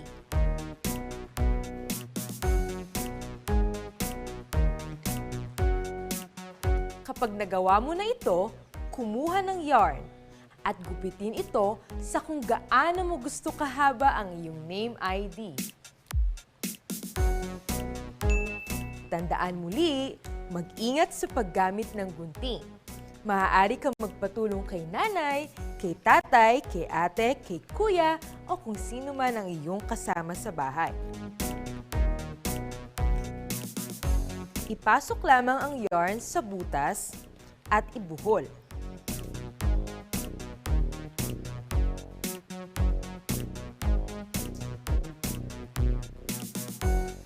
Ito na ang name ID na aking nagawa. Maganda ba? Ito naman ang mga name ID na ginawa ko para kay Sam at kay Pam. Patingin nga ng mga name ID na ginawa nyo. Sigurado akong maganda rin ang inyong nagawa. Dahil dyan, bibigyan ko kayo ng 3 stars!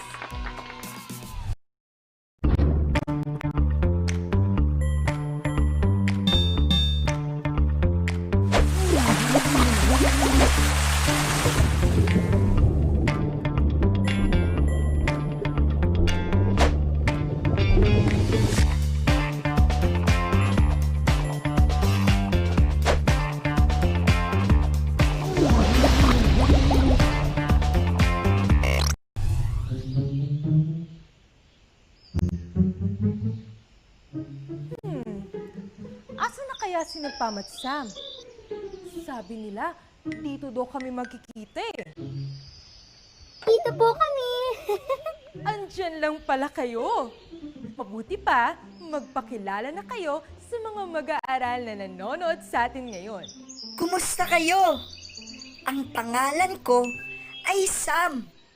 Magandang umaga. Ang pangalan ko naman ay Pam. Makulay na araw sa inyo, Pam at Sam. Tamang-tama ang dating nyo dahil oras na para sa aking kwento. Handa na ba kayo? Opo, Teacher Levin. Buksan ang iyong isipan at sumama sa ating kwentuhan. Kaalaman, kasiyahan, hatid sa atin ang ating aklan na kaibigan.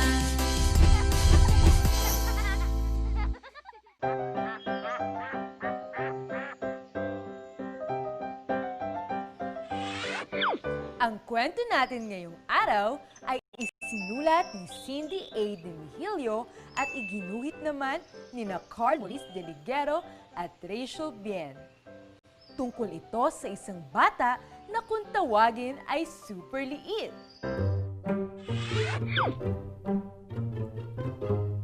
Super liit! Andito na po ako, nanay. Punasan mo ang mesa. At kaagad kukunin ni Super Liit ang kanyang magic basahan. Tapos na po, inay. Sabi ni Super Liit. Super Liit! Sabi ni Tatay. Nandito na po ako, tatay. Bumili ka ng 2 sardinas sa tindahan. Mabilis na tatakbo si Super Liit.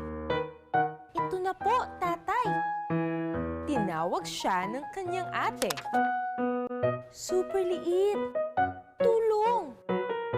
Nandito na po ako, ate. Sabi ni Super Liit. Hugasan mo ang 3 baso. Tapos na po, ate. Super Liit!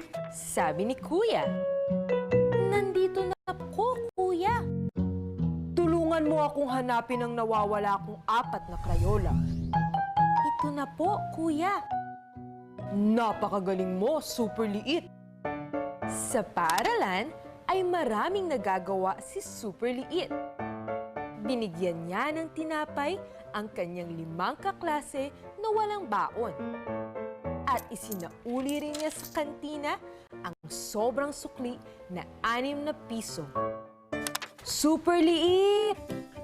Nandito na po ako, teacher.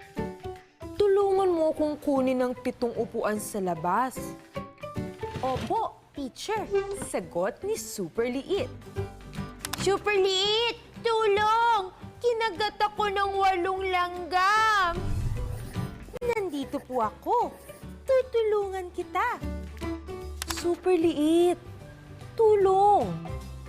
Ano po ang may tutulong ko, teacher? Tulungan mo akong pulutin ang mga nagkalat na 9 na papel at 10 balat ng candy. Opo, teacher, sagot ni Super Liit. O, hindi ba? Kakaiba ang kapangyarihan ni Super Liit. Kahit siya ay maliit, may mga bagay na siyang kayang gawin. Mga bata, ano sa palagay niyo ang kapangyarihan ni Super Liit?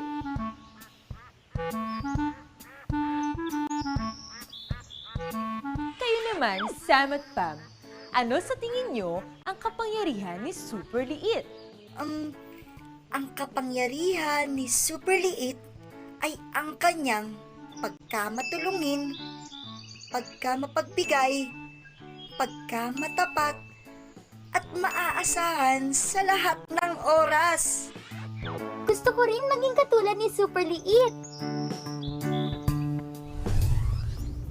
Mga bata, nakinig ba kayong mabuti sa aking kwento? Sige nga, subukan yung sagutin ang mga tanong ko. Ano ang pangalan ng bidang bata sa kwento? Super Liit! Tama! Si Super Liit ang bidang bata sa ating kwento. Kapag kailangan ng tulong ng pamilya at ng guro, sino ang tinatawag nila? Magaling! Tinatawag nila ang pangalan ni Super Liit at kaagad siyang pumupunta upang tumulong. Dapat maging tulad din kayo ni Super Liit. Kapag tinawag ang inyong pangalan ni nanay at tatay, dapat ay agad-agad kang sasagot para malaman mo ang kailangan nila sa iyo.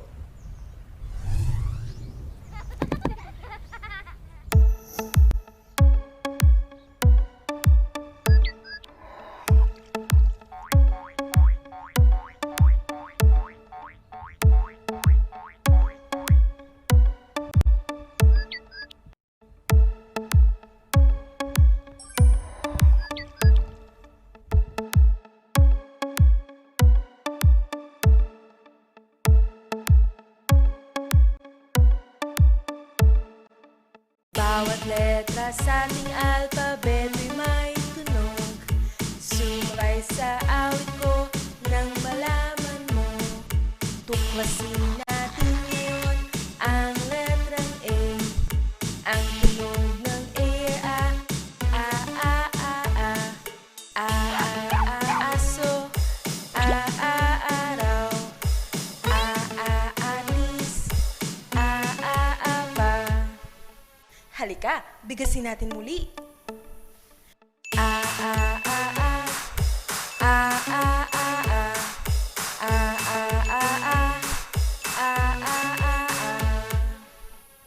Letrang A.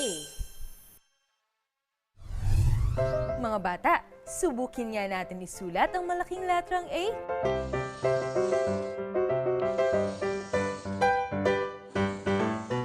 Isa pa.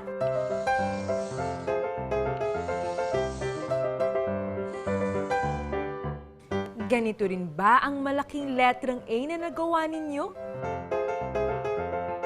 Magaling! Ngayon naman, subukin natin gumawa ng maliit na letrang A. Ulitin nga natin. Ganito rin ba ang maliit na letrang A na nagawa ninyo? Magaling!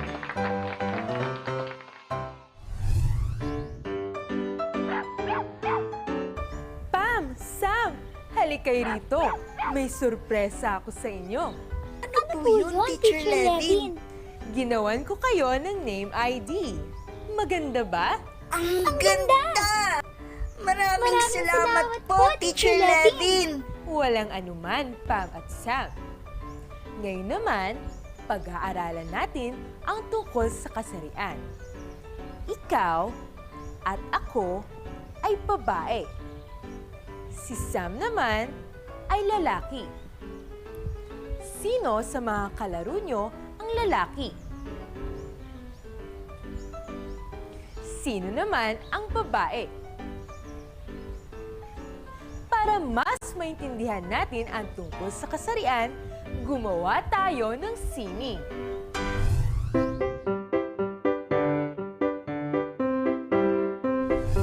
Kanina, gumawa tayo ng name ID. Ngayon naman, tuturuan ko kayong gumawa ng boy-girl chart. Ang mga kailangan natin sa paggawa ng boy-girl chart ay ang mga sumusunod. Kartulina. Larawan ng mga miyembro ng iyong pamilya. Kailangan din natin ng pandikit gaya ng glue, paste, o tape. Kung kumpleto na ang iyong mga gamit, ay maaari na tayong magsimula. Ihanda lamang ang iyong boy-girl chart. Sa kaliwang hanay ay ididikit mo ang mga larawan ng mga lalaki. At sa kanang hanay naman ay ang mga babae.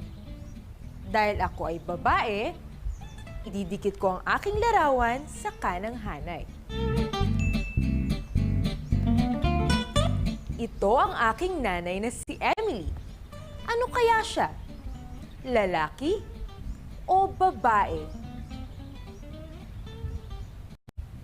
Kung ang sagot nyo ay babae, tama! Ididikit natin siya dito sa kanang hanay. Ito naman ang aking tatay na si Ben. Ano kaya siya?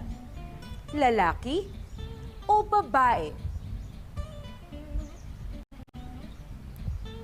Kung ang sagot nyo ay lalaki, tama ulit kayo. Dahil dyan, ilalagay ko siya sa kaliwang hanay. Ito naman ang aking kapatid na si Elise. Ano kaya siya? Lalaki o babae? Mahusay! Isa ulit siyang babae. At dahil dyan, ididikit ko rin siya sa kanang hanay. Ito naman ang aking dalawang pinsan, si James at si Eunice. Sino sa kanila ang lalaki? Magaling! Si James ang lalaki. At dahil dyan, ididikit ko siya sa kaliwang hanay.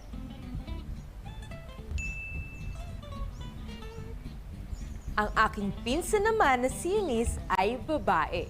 At dahil dyan, ididikit ko siya sa kanang hanay.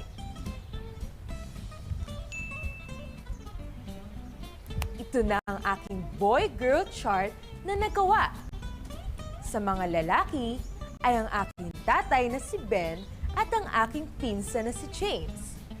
At sa mga babae naman, andito ako, ang aking nanay na si Emily, ang aking kapatid na si Elise, at ang aking pinsan na si Eunice. Ito naman ang isa pang halimbawa ng boy-girl chart mula sa mga lumang magazine. Patingin nga ako ng boy-girl chart na iyong nagawa. Sigurado akong napakaganda rin yan. Dahil dyan, ikaw ay bibigyan ko ng 3 stars! Mga bata, gusto niyo rin bang ipakita sa amin ang mga nagawa ninyong sining?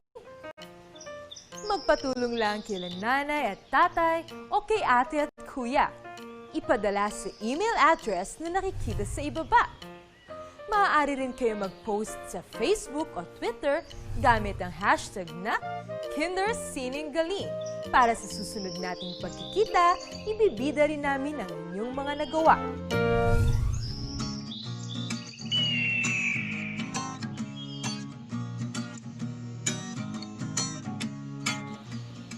O mga bata, marami ba kayong natutunan ngayong araw na ito? Kayo, Sam at Pam, ano ang mga natutunan nyo? Natutuhan po namin ang kahalagahan ng ating mga pangalan. Ginagamit ang pangalan para makilala natin ang isa't isa. Nalaman din natin na ang ibang pangalan ay may kwentong pinagmulan.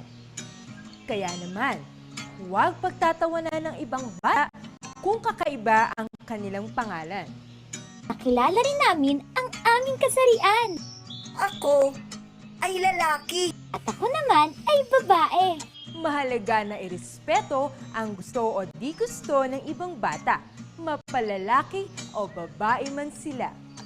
Tandaan, ang batang mabait ang siyang maraming kaibigan. Hindi ba mas masaya kapag marami tayong kaibigan? Opo, Teacher Levin. Isang masayang araw ng pagkatuto ang ating pinagsamahan. Ako si Teacher Levin. Ako naman, si Sam. At Pam.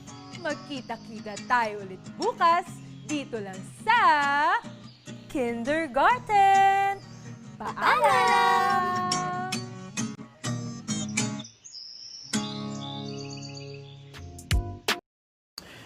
Hi, I'm Dr. Amy Killen. I have my own medical practice, and I've been using Doodly now for a few weeks to create these really fun videos to share with patients, prospective patients on social media. Hi, I'm Brad Callen, and in this video, I'm going to show you how anyone can quickly and easily create doodle videos, just like the one you're watching right now, using Doodly, our drag and drop doodle software that allows anyone, regardless of tech skills, to create highly engaging professional doodle videos in a matter of minutes. Because doodle videos are fun and engaging, they can get you more clicks, likes, shares, and most importantly sales than any other type of video. Which is why Doodly is now the video tool of choice for over 150,000 businesses all over the world in virtually every industry and profession that you can imagine. Doodle videos are perfect for marketing, teaching, fundraising, personal use, and even inspiring others. After all, one of the keys to a successful video is to capture your audience's attention and keep it for an extended period of time. And since you're still watching this video, you already know how great doodle videos are at doing just that. Not only are doodle videos incredibly captivating, but research shows that they massively boost learning and memory retention. As a result, viewers really absorb your message, making your videos that much more impactful. And even better, doodle videos can make complex or boring subjects fun and easy to understand. So let me quickly show you how simple and easy Doodly makes it to create an interesting professional video. Alright, here I am inside the Doodly software, which is available for Mac and PC. You'll notice that you can choose the style of your video, selecting from whiteboard, blackboard, greenboard, glassboard, and for more advanced users, you can even use a green screen background, giving you lots of control over the video style. In this example, let's create a nice looking whiteboard doodle video. You'll notice that Doodly makes it super easy to create your own doodle video.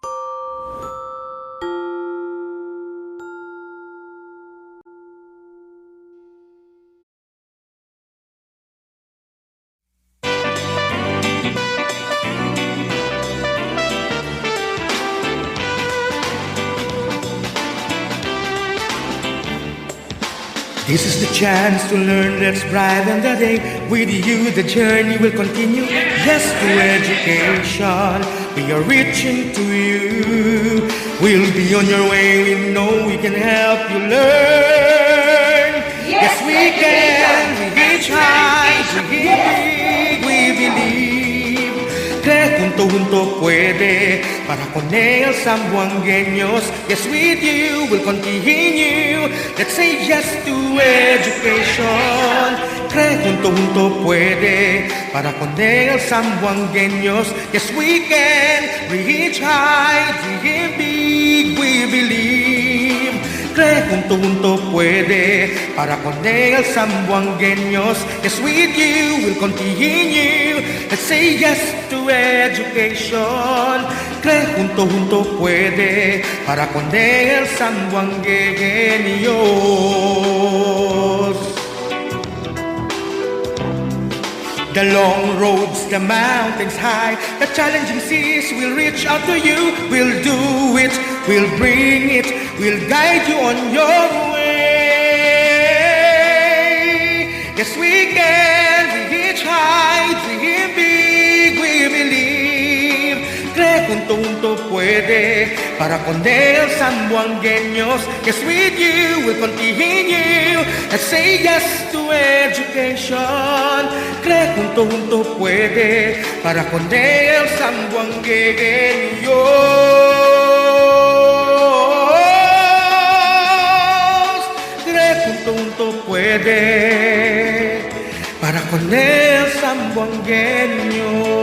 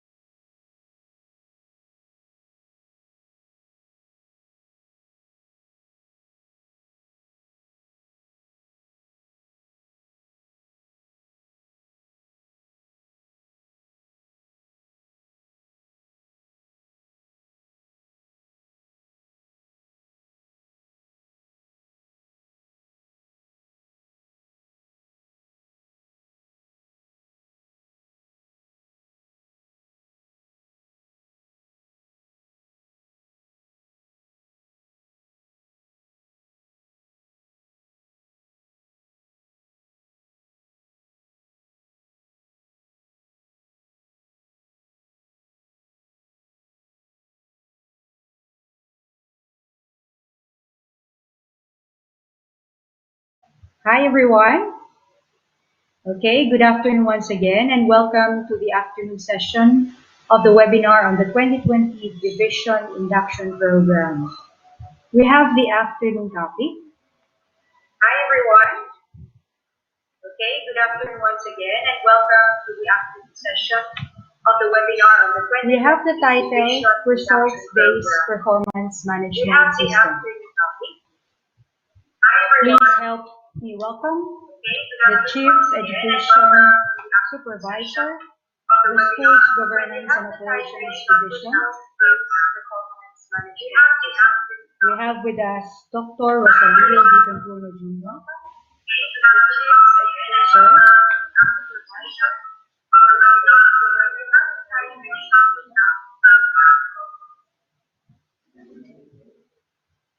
Sir, good afternoon.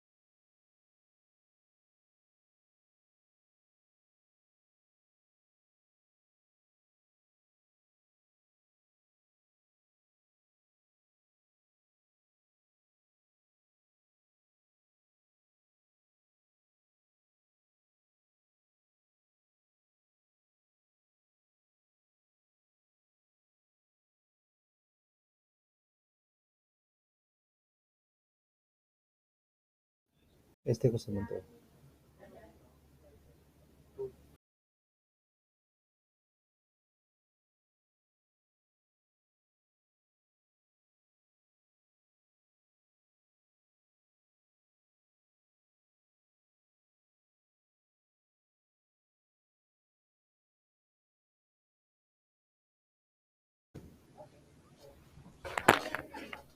Hello, Rosrin. Rosrin, Yes, sir. mag-umpisa na ba ako? Yes, sir. You may. Okay. Okay, so good afternoon to each and everyone, particularly to our newly hired teachers in this afternoon session. So I am tasked this afternoon to talk about the RPMS, or the Result-Based Performance Management System. So it is mandated for all of us as government officials that there is a scorecard at the end of the school year. So we need to inform you or to orient you on this topic regarding the RPMS system. So, okay, so at the end of this orientation, the participants are expected to first to describe the RPMS cycle. Second, describe rated performance objectives and indicators according to RPMS guidelines. So we will be able to accomplish or achieve these two objectives at the end of this orientation. So I was given an hour to orient you on the RPMS cycle or RPMS orientation, particularly our teachers. So I would like to start my presentation with this quotation. This is actually coming from McKinsey 2007, and according to him, the quality of an education system cannot exceed the quality of its teachers. So whether we like it or not, teachers is indispensable. We need teachers or quality teachers to perform a better performance, and of course we expect a better students as well, because if we have a quality teachers, we might as well have a quality student. So therefore, no one can replace the role of a teachers. So we need in the educational system a quality teachers. Okay, next, Mike.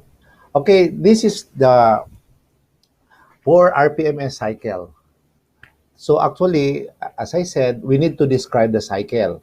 So the first phase is performance planning and commitment. In this phase, each employee in the government at the start of the school year or at the start of the fiscal year, because we differ in terms, because I guess we have participants who are non-teaching. But majority of our participants in this webinar are actually teachers. So I think 90% of the participants are teachers, and um, I think 10% of the participants are non-teaching personnel. So at the start of the fiscal year, and that is intended for non-teaching personnel, each employee is expected to do planning and commitment.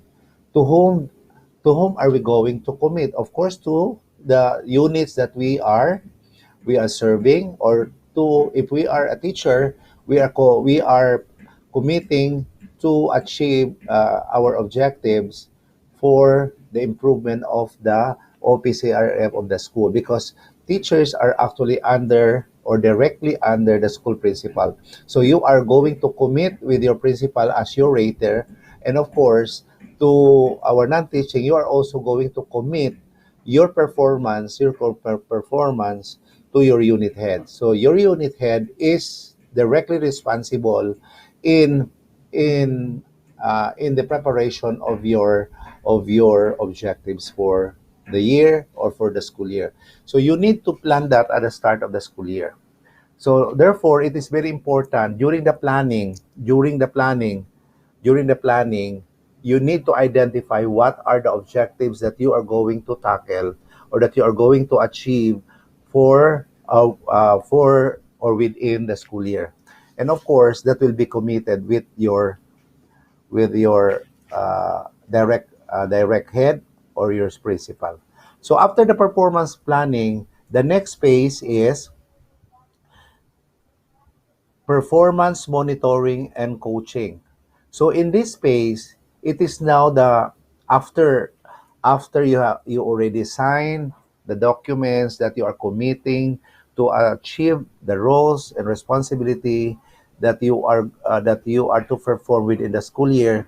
So here comes after that, your school head or your direct superior is the one who will continue monitor all your performance within the school year or within the fiscal year. Continue to monitor, and at the same time, if there are needs for improvement, it is imperative also that your immediate head will do the coaching. After this phase, after this phase, the third phase is performance review and evaluation. It is in this stage or in this phase where uh, the the immediate head will have to go back again as to where are you now in your planning, because you already set that at the start of the fiscal year or at the start of the school year. You set your objectives. So in the performance review and evaluation, that is where the immediate head will try to check as to where you are in your planning, or as to the degree of percentage you already achieved within the plan you established at the start of the school year. And the last phase of the RPMS is performance rewarding and development planning. It is in this phase where the immediate head will recognize your your performance as to whether you achieve or you exceeded your target, because it is very important because it is very important that you need to check your target at the start of the school year, and at the end of the school year you're going to check whether you achieve or not. If you exceeded the target, that means to say you will receive an outstanding performance. An outstanding performance deserve for an employee to be rewarded, to be given citation, or to be given a support coming from the office. So it is also where you need to check on what particular aspect in the core competence and the core competence and other competences that core and behavior competences where you need to check as to what particular competences that you still need to improve, and that has to be included in the developmental plan. In the developmental plan, this is actually the part 4 of your IPCRF. The IPCRF, later I will be showing you the template of the IPCRF, the individual performance individual performance commitment review form. In that IPCRF, the part 4 of that IPCRS is the development plan. What will you include in your development plan? This is where you need to improve as to your gap between the core competencies and the behavior competencies. So these are the two things that you need to include in your development. So if you are rated outstanding, that means to say it doesn't mean that there will be no more areas for development plans. Still, there are areas that you need to include in your development plans as to where in that area that you need to include as part of the target also of the school heads or the unit heads to plan out for improvement or enhancement of his or her employees within the school or within the office. So after that, another cycle comes in, and that is again performance planning and commitment, because that's a cycle. Because when we talk about cycle, so it starts from planning, monitoring, coaching, the review, and then performance rewarding and developmental planning, and then uh, going back to number 1 again. Because that's the first phase of the RPMS cycle. So I hope I made it clear in the 4 phases of our RPMS. Now let's proceed to the next slide. So this is actually the legal basis why we include RPMS in our department or our agency. By virtue of the Civil Service Commission Memorandum Circular Number 6 Series 2012, it was actually issued last uh,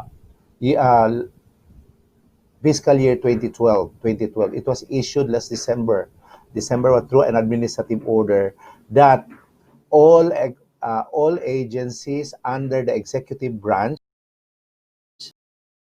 of the government. So since we are under the executive branch of the government, so we are mandated to adhere this civil service memorandum, and that is instituting RBPMS across all departments or agencies.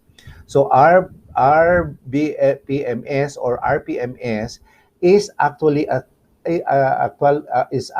a performance scorecard where will establish accurate, accessible, and up-to-date government performance. So that means to say this is a scorecard of our performance. So the IPCRF or the RPMS, is the scorecard of every employee in the Department of Education, because we are part or we are under or an employee of the Department of Education, since all of us is an employee of the department, so we have to have this and undergo this result-based performance management system. And this is a system. So when we say it's a system, it's already part and parcel of our department. Okay, that is Civil Service Memorandum Circular Number 6, 2012. Okay, so now formerly prior to 2015, it is solely RPMS. But towards the implementation of the RPMS and PPSC, this morning, Dr. Daya presented to you the PPST, the Philippine Professional Standard for Teachers. So there was now an alignment of RPMS PPST, because later you will be aware, or you will be informed why there is an alignment of RPMS PPST, because majority of our tasks as a teacher is on the teaching and learning process. So therefore, there is a need for us to align the objectives, the KRAs, the domains, and the indicators in order to have a better performance at the end of the school year. It was uh, aligned last 2018. But of course, before the alignment, you can see the milestones of the RPMS PPST alignment. You can see the different milestones. So during the time of the alignment, there was an idea that there is a need to align all these things because, as I said, that the main task of our teachers uh, is to teach our students. So therefore, the DepEd created a national group or the TWG to come up with uh, uh, to talk about how RPMS and the PPST will have to be aligned. So that was last 2015. And then another milestone that happened during that, after discussing, after workshop, focus group discussion conducted, uh, they had tried it out and validated and coming up with a tools. So there was a tryout and validation of the tools because the tools has to be validated, has to be piloted in order to achieve a better feedback on the tools that are to be used as we go along the alignment of this RPMS PPST. And then after that, the development and validation of RPMS manual. After they have validated the tools, they tried out the tools, they already started the development of the RPMS manual. So in that manual, you can see how and what are the expected tools or what are the things that are expected on the part of our teachers or on the part of the employee as to what to accomplish at the end of the school year. So this is actually the milestone of the RPMS and PPST alignment.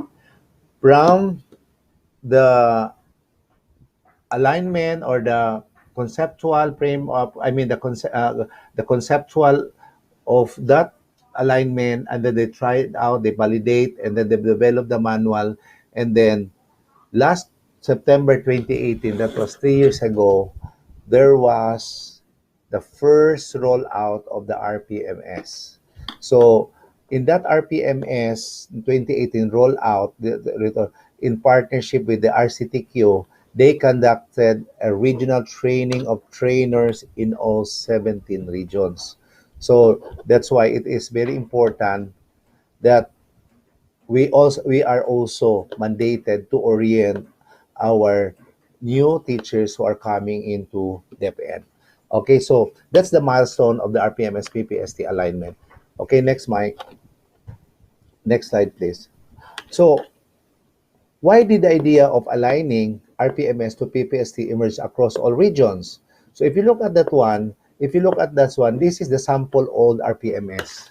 I am now presenting to you, this is actually the old RPMS prior to the alignment. I should say prior to the alignment. So 2015 to 2018, so there was you can see the milestones of the alignment, and I'm presenting to you this sample of an old RPMS. If you look at this one sample RPMS, so if you look at the objective one, develop daily lesson plans, learning logs, and instruction materials to adapt the curriculum to the needs of the learners. So what are the indicators? If you wanted to be rated outstanding, and that is 5 points, you need to prepare 250 or more lesson plans. Can you imagine that you need to prepare or exceed more than 250 lesson plan if you wanted to be rated outstanding. For very satisfactory, from 170 to 250 lesson plan. For satisfactory, 150 to 171, and so on and so forth. So that's the indicator. The performance indicators, for the performance indicators for our guide to rate our teachers. If we rate our teachers with 5, that means to say the MOVs that our teachers should present at least 250 lesson plans within the year. So could you not imagine as to how many lesson plans you are going to prepare per subject area? So if you have 250 lesson plan for one subject, another 250 lesson plan in that. So it is we are being rated as to the quantity of lesson plan, but neither the quality of the lesson plan or the lesson quality of the lesson plan. So that's why it is important to align RPMS and PPST. Okay, next slide, please. Now, what could be done? So since that is the scenario or the picture of the old RPMS, what could be done? So if you are going to compare the comparison between PPST-based RPMS and the RPMS 2015, if you look at the comparison regarding the aspect on duties and responsibilities, if you look at the duties and responsibilities, PPST-based RPMS focus on the teaching learning process. That is the core jobs of teachers. I know we are aware of that. We are aware of that our core process or our core job process is actually the teaching and learning. And that is the focus of the PPST-based RPMS. Now, what about the RPMS 2015? Teachers were expected to perform clerical and non-teaching related functions. So that's why prior to 2015, we have a lot of our teachers who were assigned to be the administrative officer or the uh, disbursing officer. So they were previously assigned clerical work. They were previously assigned clerical, but this time, DepEd actually hired disbursing officer for big elementary school. We have bookkeeper for big elementary school, or even as a AO or AO are also hired in order to perform the task of the tasks that were as previously assigned to teachers. So that is the aspect on duties and responsibilities. Now, what about the crafting of IPCRF? What's the the distinction? For PPST-based RPMS, IPCRF are prepared, standardized, and aligned with the PPST. Why did I say it's prepared? Bakit po? Kasi nandoon na po yung mga objectives. Ready na po yung objectives. What you will do is just to perform or execute the objectives of the IPCRF. Now, what about the RPMS 2015? It was the teachers who crafted their own objective and performance indicator. So based from the KRAs that were presented. So it was the teacher who crafted the objectives and at the same time the performance indicators. But for the PPST based RPMS, the objectives, the performance indicators, or even the domains are already prepared and you don't need to worry about, because all teachers have the same they have the same objectives, the same indicators, but of course, what makes it different is the MOVs, the means of verification at the end of the rating period, where you need to show to your rater as to your accomplishment based from the prepared objectives vis-a-vis the indicators. Now, what about the means of verification? Means of verification for PPST-based RPM, it's standardized. Why standardized? Because these are MOVs that are true to all. For example, if I require my teacher to submit a certificate of participation showing that this teacher attended a training. So therefore, what you will only present is the certificate of participation. Unlike the RPMS certificate, it's not standardized. So because why it's not standardized? Because the teacher prepares his or her own objectives and performance. So that's the difference. And then of course, the PPSC-based RPMS, it is focused on quality, not on quantity. A while ago, I presented to you the RPMS, sample RPMS. You have noted that it talks about number of lesson plans prepared. It's not about the quality of the lesson plan that the teacher prepared. So that's the difference between the PPST-based and RPMS or RPMS 2015. Weight per objective indicator. Yeah, each objective indicator has the same weight. For example, on the teaching, on the instructional, on the teaching related instruction. So it has similar or equivalent rate per objective. Unlike in the RPM 2015, teacher could assign more weight to one indicator over another. Pwedeng uh, lakihan ang weight ng isang objective at saka liitan naman yung ang isang objective ng maliit na weight.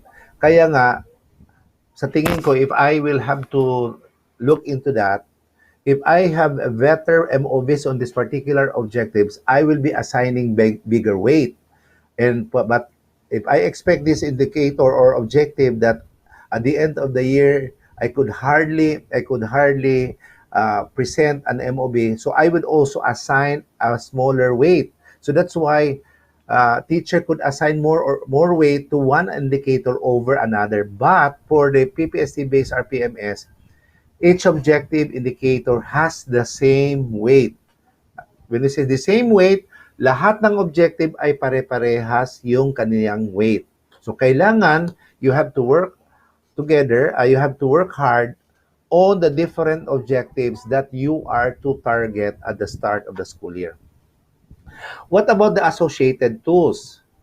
For a PPST-based RPMS, indicators of SAT or self-assessment tool, this has to be done or conducted at the start of the school year, the SAT or the SAT, because you are going to have a self-assessment. You are going to assess yourself as to what particular areas that you need to be developed.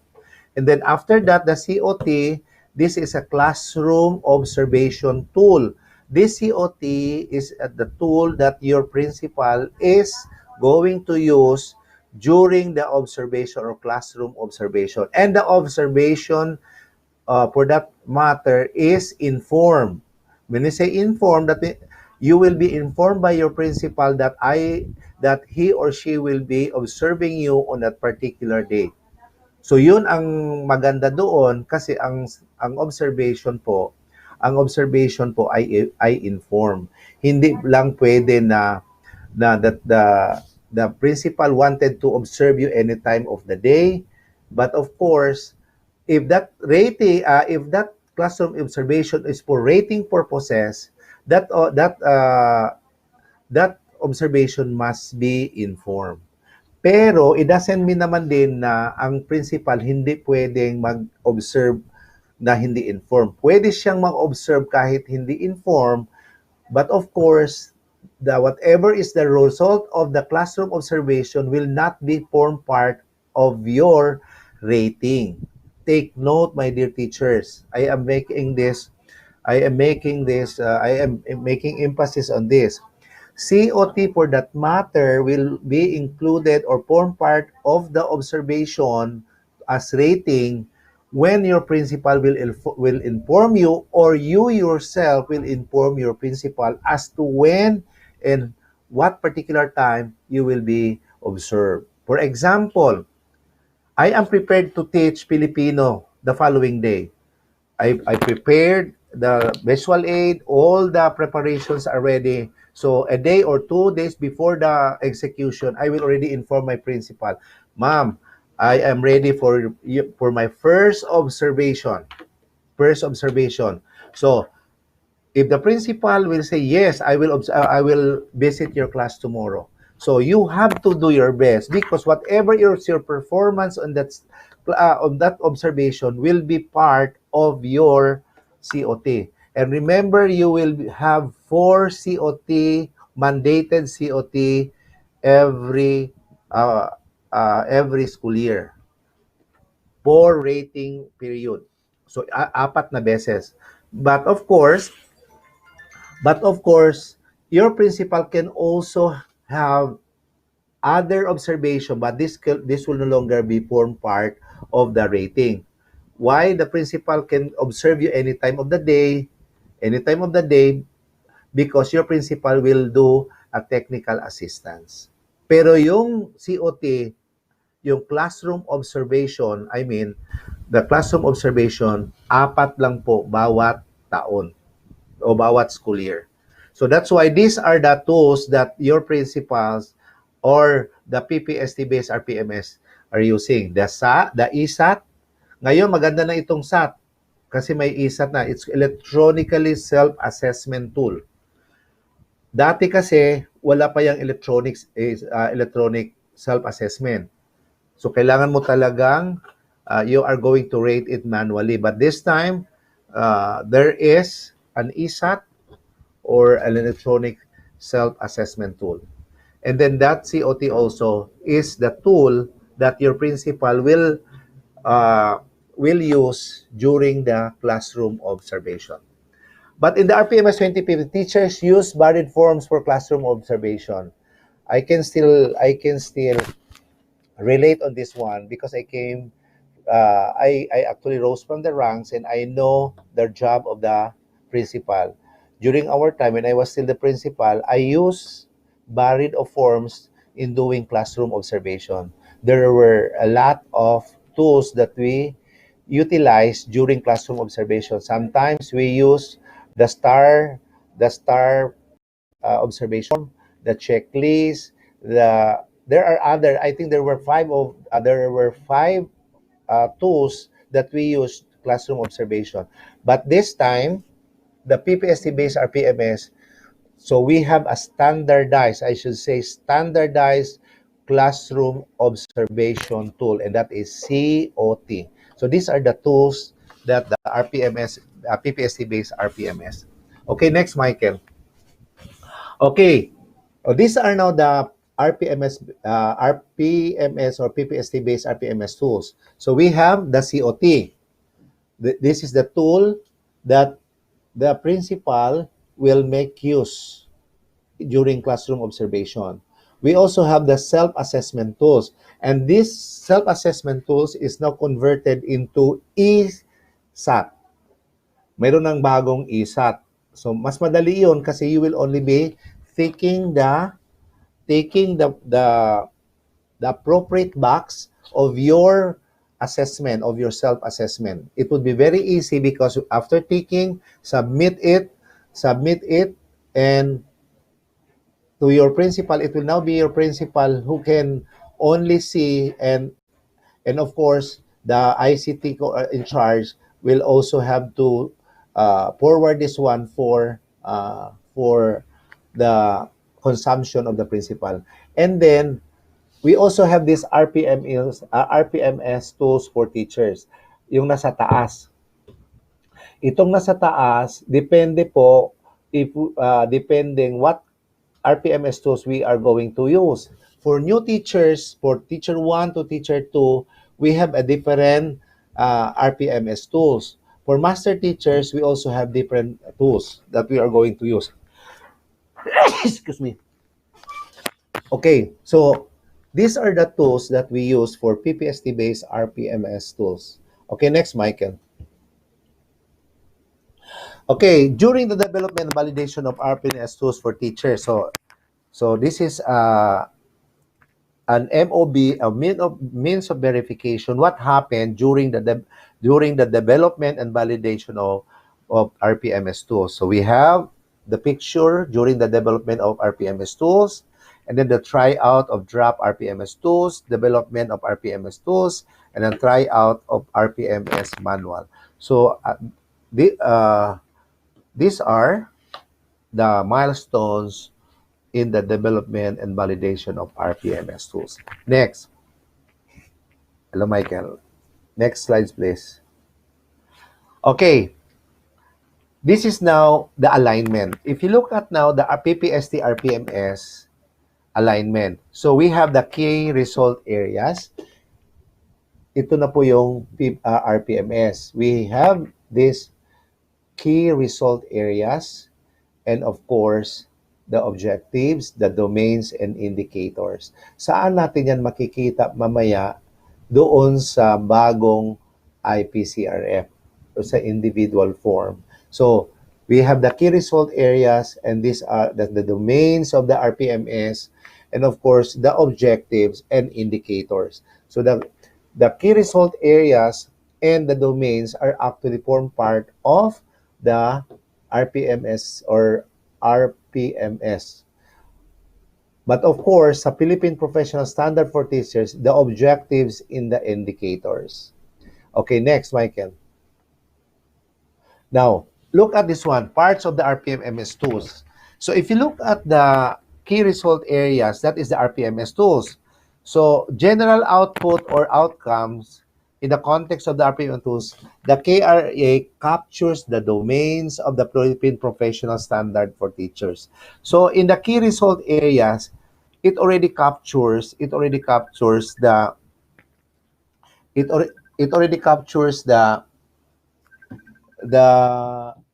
domains of the Philippine Professional Standard. And then, let's say, for example, if you look at the KRAs, the KRAs is content, knowledge, and pedagogy. This content, knowledge, and pedagogy, this is one of the domains in the PPST.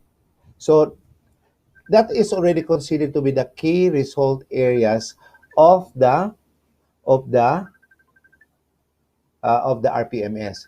In that RPMS, the teachers targeted 13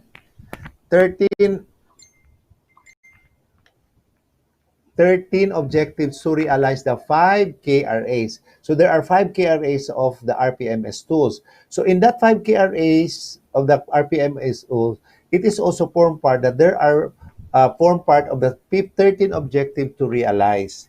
May labing tatlong objectives at the start of the at the start of the school year. Dapat labing tatlo. During the first implementation of the RPMS, first year of the implementation, you need to look into the 13 objectives. And these objectives are aligned with the indicators of the PPST. So when we talk about these objectives, wala pong problema because they are now aligned to the PPST. So it was articulated this morning by Dr. Dayaw about the different objectives of the PPST. So for example, this one, apply knowledge content within and across curriculum. That is one of the objectives. So kailangan during sa COT, dapat makikita yan ng principal kung mayroon bang application of the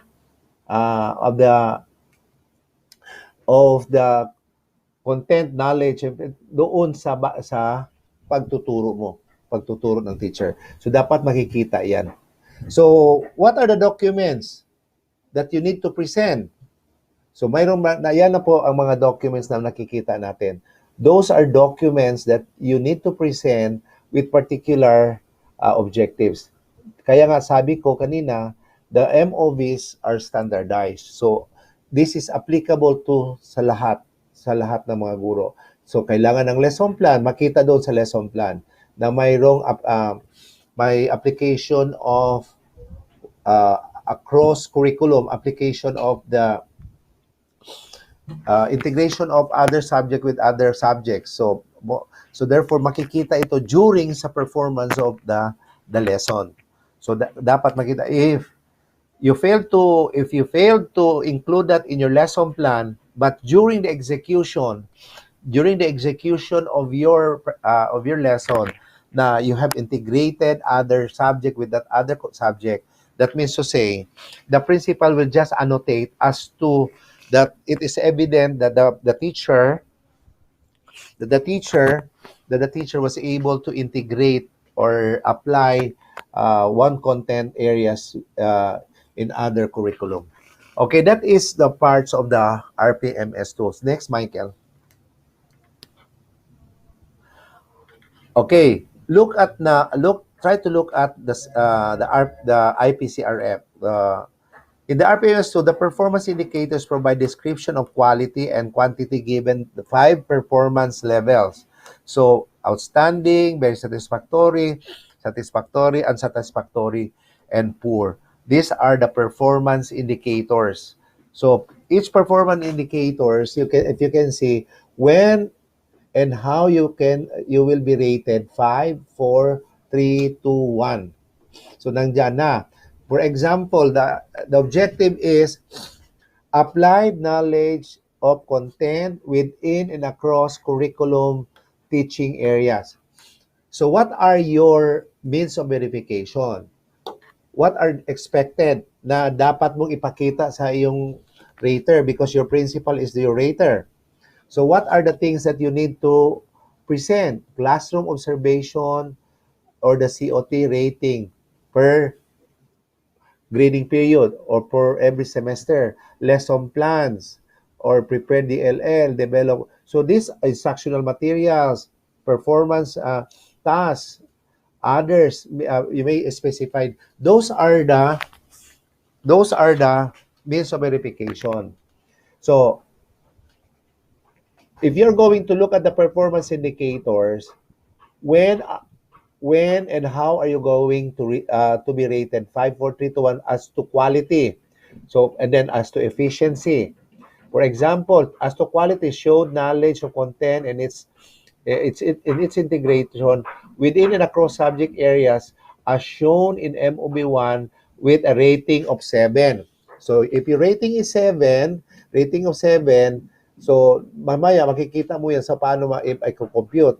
That is for quality. If the principal will rate you 7, that means to say, lahat ng indicators ay nakikita niya during your execution sa pagtuturo ng asignatura kung what particular subject you are teaching. What about efficiency?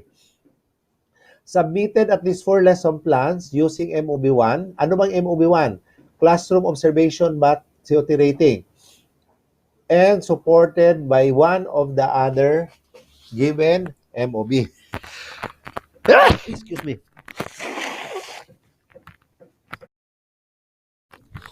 Okay, so if you look at that one, if you look at the indicator for efficiency, if you want a rating of 5, you need to perform and you need to support that with your means of verification. This is actually being spelled out with other indicators like very satisfactory, unsatisfactory, poor. So lahat yan ay prepared na. Hindi yan kailangan mo pang gawin. Prepared na yan, ang dapat mo lang gawin is to execute that. Based from the objective, set prepared objective because hindi naman yan kayo ang gumawa, diyan na yan, prepared na yan, and what you are going to do is just to execute. How you will be able to apply knowledge of content within and across curriculum. Paano mo yan ipapakita sa iyong pagtuturo. Okay, next slide please. Okay, this is now the different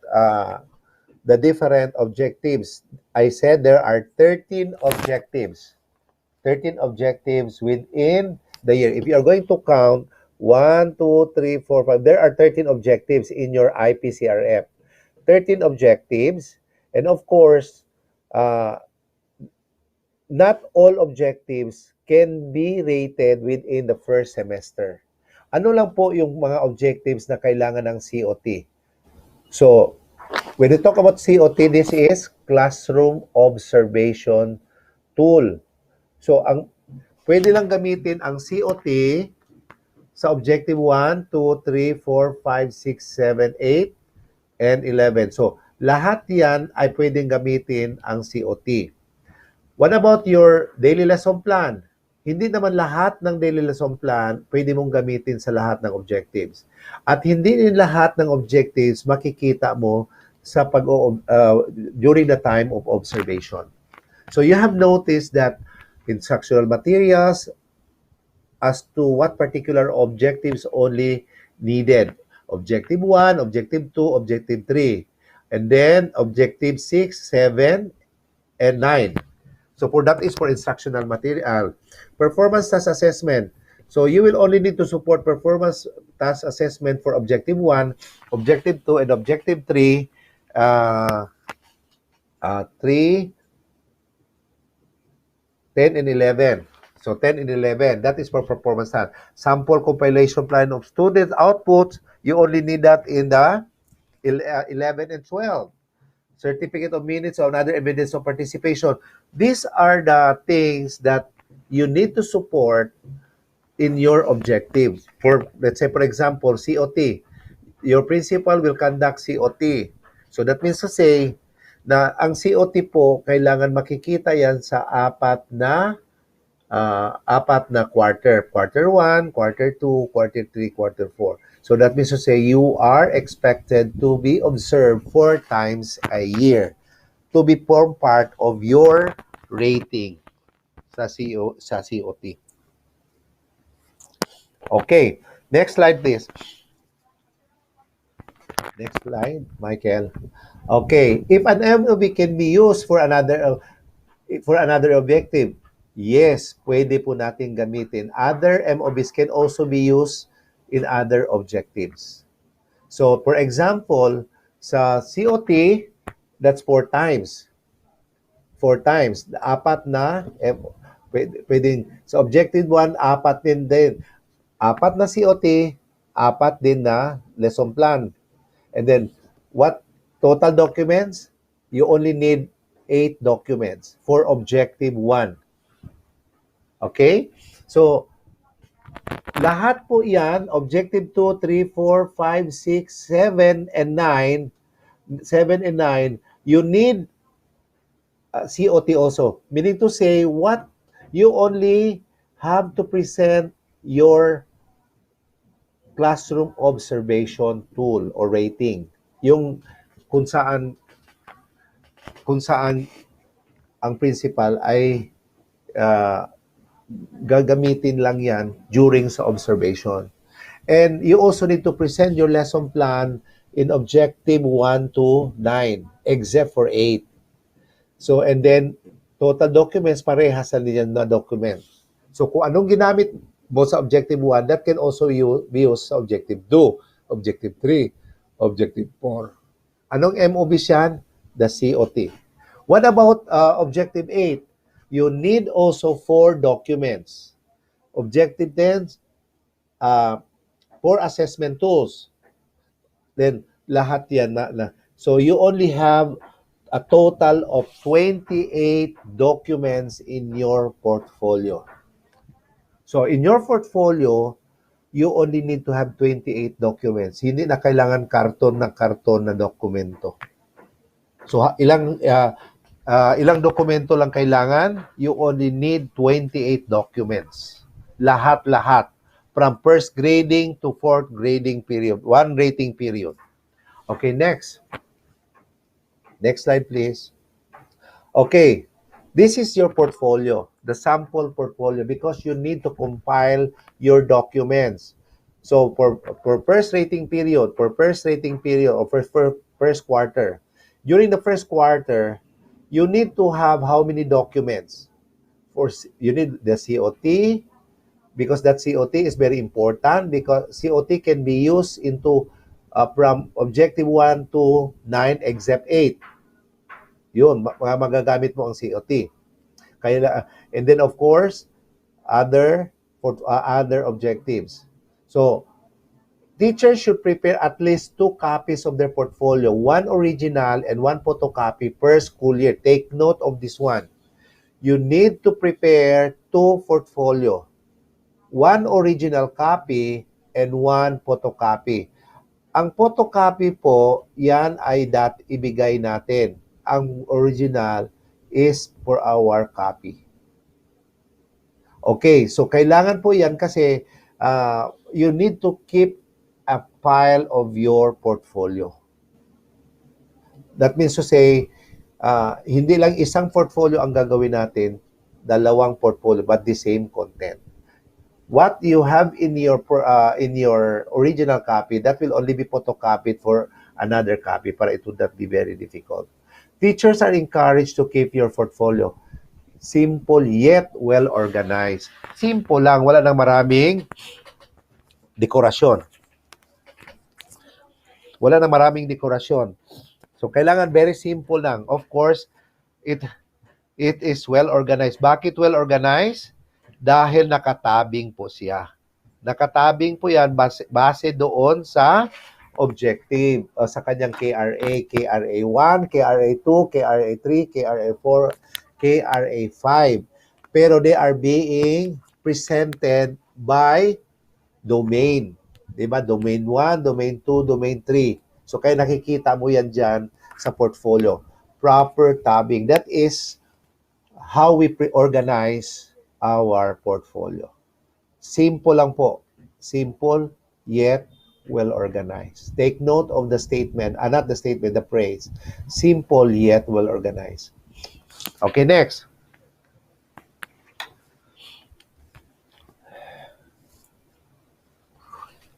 So, if you look at this one, sa expectation, yung year 2018, there are 12 RPMS indicators. So, kanina pinakita yan ni Dr. Daya. I think there's no need for me to explain this one as to the RPMS tools for teacher 1 to 3 kasi iba kasi yung tool ang gagamitin. Iba din yung tool ang gagamitin for master teachers. So, for teacher 1 to 3, some of you can be labeled as beginning teacher. Some will be labeled as proficient teacher because our target is moving from beginning to proficient teacher. So that is our goal. And then, of course, we labeled our master teacher as highly proficient to distinguished proficient or to high distinguished teacher. That is how we look at our teachers in terms of their professional development. So, diyan po makikita natin yung yung year 1 to year 1 2018 because we classify our teachers during the first exposure of the RPMS PPST. We classify our teacher 1 to 3 are proficient teachers indicators. Ang gagamitin nila ay proficient teacher indicators. Mayroon kasing beginning teacher indicators, mayroon ding highly proficient teacher indicators. Depende po sa ating item, ating position. If we are teacher 1, siguro ngayon because this is already the 3rd year of the implementation of the RPMS. So you will now be classified as beginning teacher. You will be classified as beginning teacher, and then after 3 years, there will be an evaluation, of your performance, whether or not you are progressing to proficient or you will remain beginning teacher. So kaya nga, it is very important to really work hard in terms of our performance. Okay, next slide, please. Okay, this is the feedback or these are the feedback actually we got from the RPMS. Dati kasi, we used to receive so many complaints as to the bulk of the MOBs. Di ba sabi ko kanina, some of our teachers, our principals, present so many MOBs. Ang dami-dami na. Pero ngayon, with this RPMS aligned RPMS PPST aligned, so medyo nabawasan yung mga reklamo. As I learned from our SDS, ito yung mga feedback. I just read to you the feedback. As I learned from our SDS, the RPMS PFST is not a tool to sow fear among the teachers. Rather, it is a tool to make the work of the teacher easier. So, medyo madali. Personally, it should be a tool to sow fear among the school heads in order for them to truly function as instructional leaders and not to relinquish this duty to the master teachers or to the teachers. These are feedback coming from our teachers. Next feedback, please. Next slide, please, Mike. Okay, another feedback. This is actually coming from a teacher also. Dear SK School Head, SK means this is the name of the school. PSDSS, PICs, and EPSS. Let us assist our teachers in a friendly and nurturing manner. Remember, we are mentors and coaches. Classroom observations should not really scare them. Conduct classroom observations in the most pleasant way. That's why there is a need for you to inform your principal as to when you will be observed. As to when will you observe so that you will have enough time to prepare your lesson plans, your materials to be used, and of course the instructional activities that you will use during the classroom observation. We cannot afford mediocrity. Yes to RPMS. Yes to PPST. Yes to teacher quality. Okay, next feedback. Okay, the fact that many teachers now have clearer and positive understanding of PPST RPMS is a manifestation that we have met our objectives. So, with the alignment of PPST RPMS, it is now clear on the part of the teachers that their major role is, or the core process of their task is actually the teaching learning process. Ang trabaho po talaga ng mga guro natin is to provide teaching and learning process. Yun po ay dapat nating ilagay sa isipan natin. Our role is to teach and have it cascade, translate the learning to our student or learners. Next slide, please. Another feedback, RPMS PPST is a gold mine. It's promising, but one has to dig deeper to understand its real worth. So we have available manual of RPMS tool. You can also get a copy of this tool, and you can try to read the details of this, because the more you will read the tool, the more you will have a deeper understanding on the real worth of this RPMS. I know I'm giving you the orientation as to how many observation we are expected to do in a year, and what are really the our classification, because we are now on the third year of implementation. I think all teachers now are classified as beginning teacher, and you will be evaluated yearly. You will be evaluated yearly, and there would be an evaluation for after 3 years as to whether you will be moved to the next classification, that is proficient teacher, or you will remain a beginning teacher. So we don't want you to be retained as beginning teacher, and we want to see all of you who are attending in this seminar or this orientation that you will move from beginning to proficient teacher. Okay, next please. Next slide. Another feedback, I learned that RPMS PPT as a tool in conducting instructional observation is contrary to what is being circulated in the social media. In reality, it is very democratic and pro-teacher. Yes, I agree with that. I agree with that because what you will only concentrate on your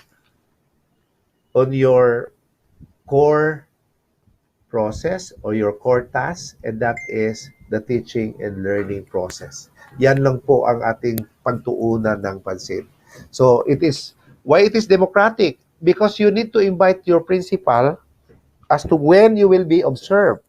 But in the event the principal will observe you without informing you that he will observe you, that will not be form part of the rating.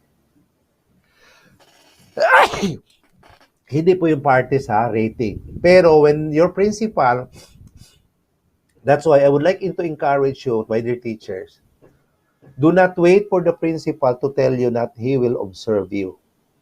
You have to invite your principal that kailangan na po kayong obserbahan. Para at least you have to be ready. Ready, i-practice mo na yung yung kailangan mong, anong dapat mong gamitin. Ipakita mo yung kung anong yung the best na strategy na gusto mong ipakita sa iyong guro. Punong guro, I mean. Next slide, please. Okay. There are three things that matter most in the top school system. Ano talaga yung tatlong bagay na makikita sa isang magandang eskwelahan?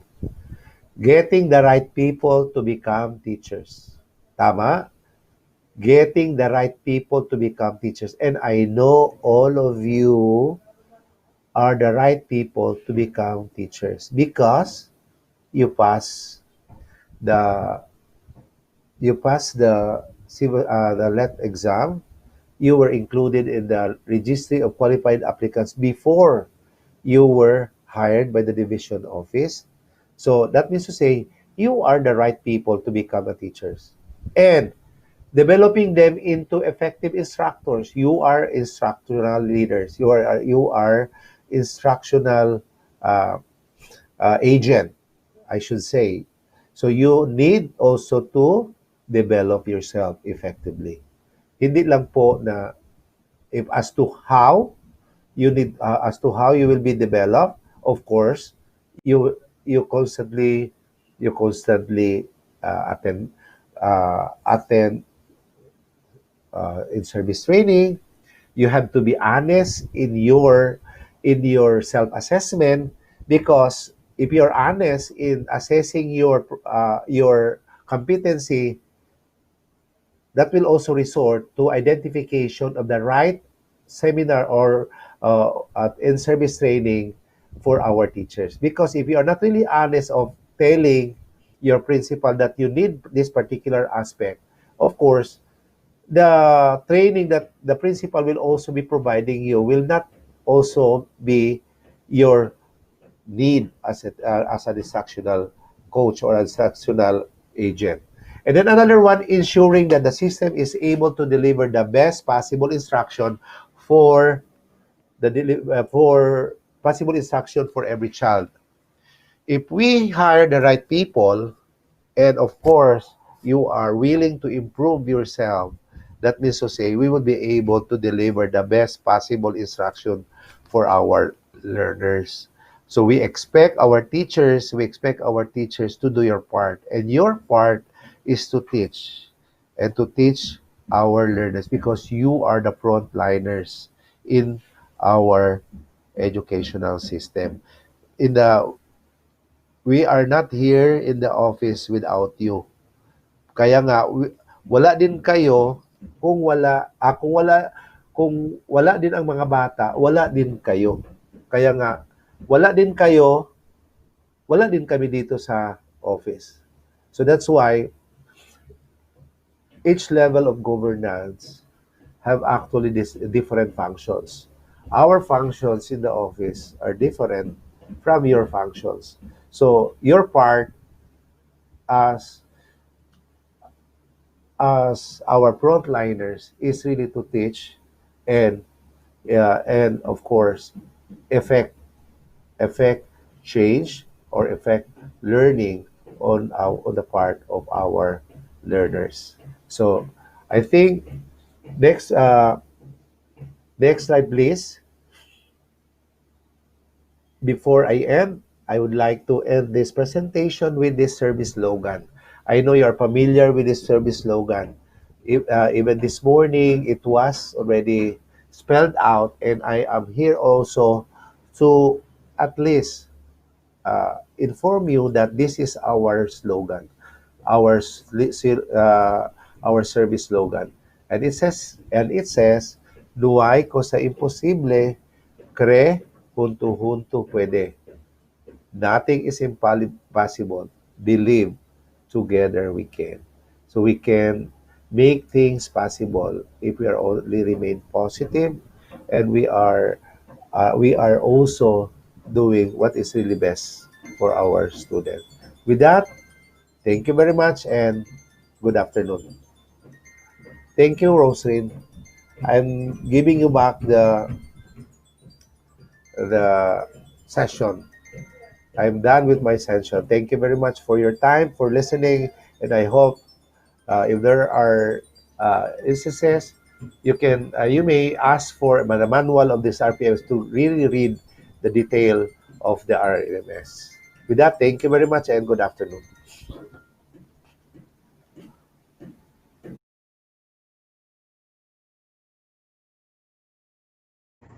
Thank you very much, sir. We will just wait for Sir Ma'am Roslyn Caballero to take over for the introduction of the next speaker of this webinar for this afternoon. So kindly hold on, newly hired teachers and admin officers.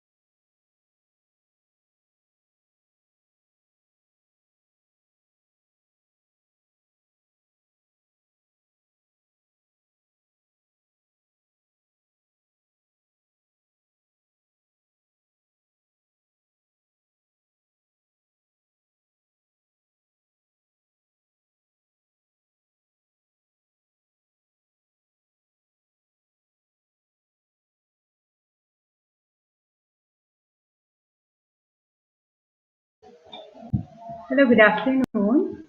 Thank you very much, Dr. Rosalio Bicuntuno Jr.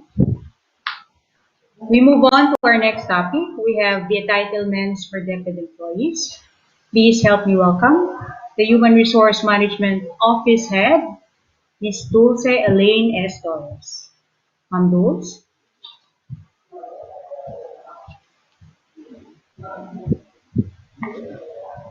Ma'am Rose, we are still setting up Ma'am Dulce for her presentation. Kindly Okay. Okay, Sir Mike. If you have any questions regarding the different topics a while ago, or even in the morning, we have the chat box. You can type on your queries or questions, and we can answer them later during the forum.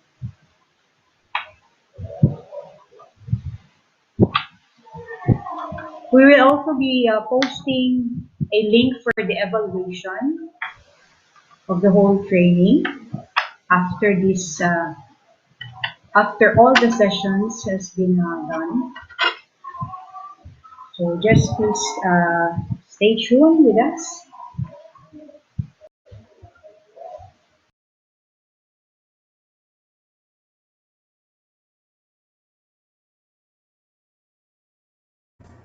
So there na si Ma'am Dulce, Ma'am Rose. Once again, please help me welcome the Human Resource Management Officer Head, Ms. Dulce Lane S. Torres. Dulce. Good afternoon, Ma'am Dulce.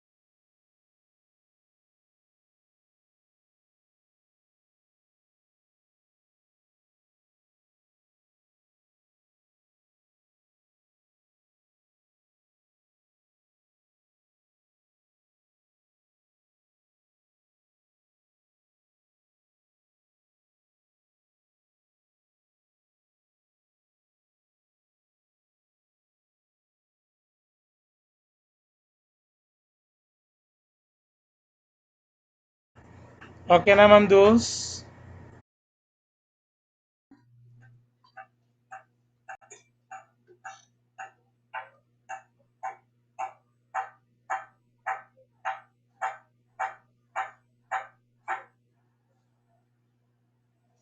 Sir Mike? Yes, yeah, you're on live na, Ma'am. Okay. Okay, good afternoon.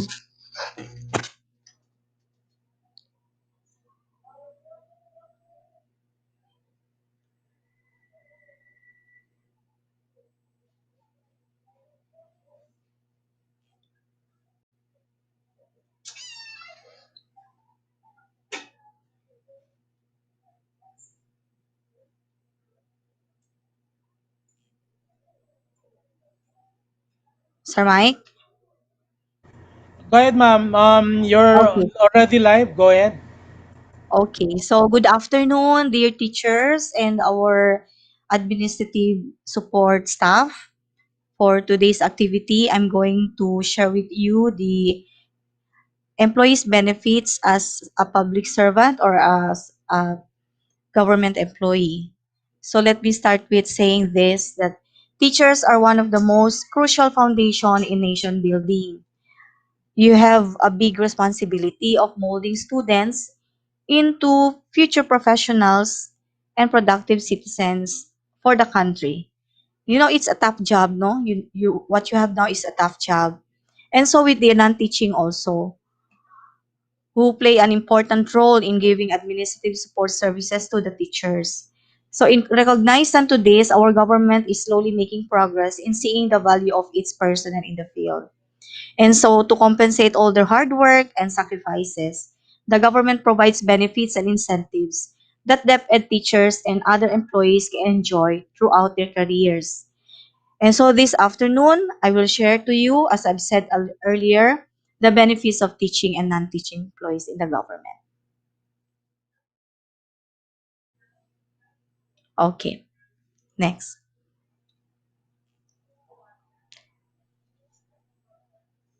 So, for the first thing that I'm going to share to you is clothing and or uniform allowance of 6,000.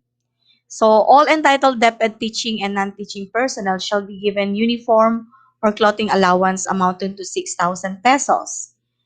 This is actually granted not earlier than the 5th day of April of the current year, subject to the following conditions set under DBM Budget Circular 218-1, dated March 8, 2018.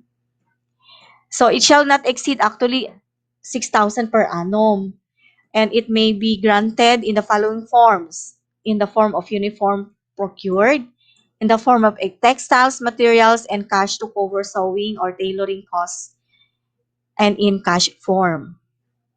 Next.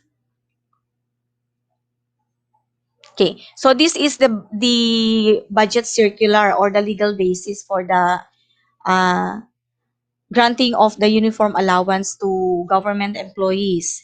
So for the newly hired employees, since we are having the induction for the newly hired, the grant of uniform or clothing allowance due to them, okay, a newly hired employee may be qualified to the grant of uniform or clothing allowance only after rendering 6 months of service, and if expected to render services for at least 6 months for the rest of the year. An employee on detail, if there are detail, but I think we don't have detail here, but I will just read as well. The uniform or clothing allowance of an employee on detail to another government agency shall be borne by the mother agency. Okay? For the transferred employee, an employee who transferred to another agency and was not granted uniform allowance or clothing allowance by the former agency shall be granted by the new agency, subject to the submission of a certificate or certification to that effect. For some of our non-teaching newly hired, they came from other agencies, so we will be requiring them to give us certification if they were already granted their uniform allowance. We have one detailed employee actually from Sibugay. So, uh, The detail to another government employee shall be borne by the mother agency. Yes. So it's the mother agency who will be giving him the clothing allowance. Next, an employee who transferred to another agency within the year but was earlier granted uniform or clothing allowance by the previous agency shall no longer be granted such benefit. Okay? So, employee also on study leave or training or on scholarship grant. An employee on study leave or on study training, scholarship grant locally or abroad shall be entitled to the benefit for the year if he or she renders at least 6 months of service in the same year, including leaves of absence with pay, prior to and or after the study leave or study training scholarship grant. If an employee is on study training scholarship grant for the whole year, locally or abroad, and is not required to report for work, definitely she or he will not be entitled to the clothing allowance. Next. Okay. Another is the mid-year bonus, which is refers to the 1 month basic salary. It shall be given not earlier than May 15 and granted to those who have rendered at least 4 months of satisfactory service and are still in the service as of same day. Okay. So this is the legal basis, no? As you can see here, it is equivalent to 1 month, shall be given not earlier than May 15, and it is actually annually granted to the government employee annually. Okay? Next. Okay. The same thing as these are also the legal basis. Okay, so let's move on, Sir Mike. Okay, after the mid-year bonus, of course, there is our year-end bonus cash plus the cash gift of 1 month basic salary plus the 5,000 pesos. You also have to render at least 4 months of satisfactory service from January 1 to October 31. If you have been separated before October 31, so the year-end bonus will be prorated, but the cash gift would be 5,000 still.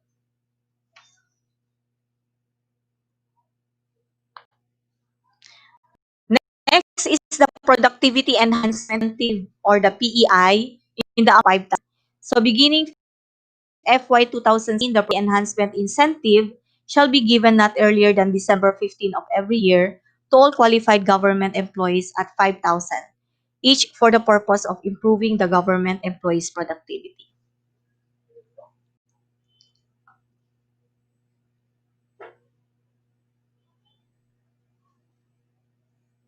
Okay, so there is the legal basis, the DBM Budget Circular 213-3, dated November 21, 2003. So as you can see, every time we flash in our benefits, we always have to have a legal basis so that we'll be able to be guided on such granting of benefits. Okay. Anniversary bonus of 3,000 pesos pursuant to DepEd Order number 47 series of 2018, guidelines on the grant of anniversary bonus. The Department of Education issues the enclosed guidelines on the grant of anniversary bonus for fiscal year 2018. So we are given, the last time that we were given was in 2018. So all employees were granted 3,000, both teaching and non-teaching. Okay. Following its pronouncement during the World Teachers' Day celebration in October and as part of its unwavering efforts to continuously expand the scope of employee welfare, the Department of Education issued these guidelines on the grant of 3,000 to all teaching and non-teaching employees in the government. So the legal basis is there, Administrative Order 263, dated March 28, 1996. Okay.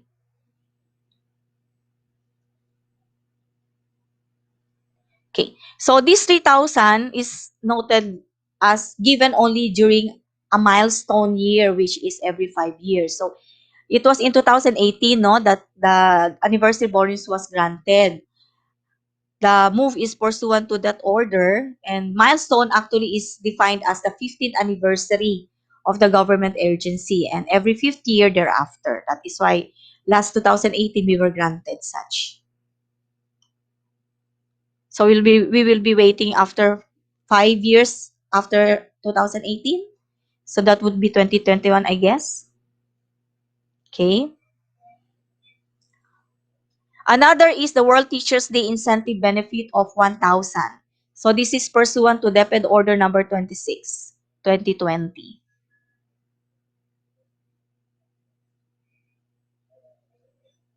So there is the DepEd order in that effect.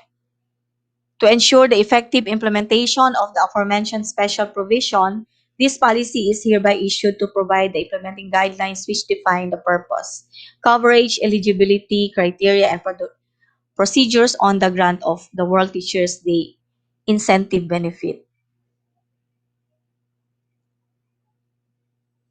Okay. The scope of the policy, the World Teachers Day incentive benefit shall be granted all public school teachers with permanent and provisional appointment in all public elementary, junior, and senior high, and community learning centers who are in service in DepEd on or before October 5 of the current school year.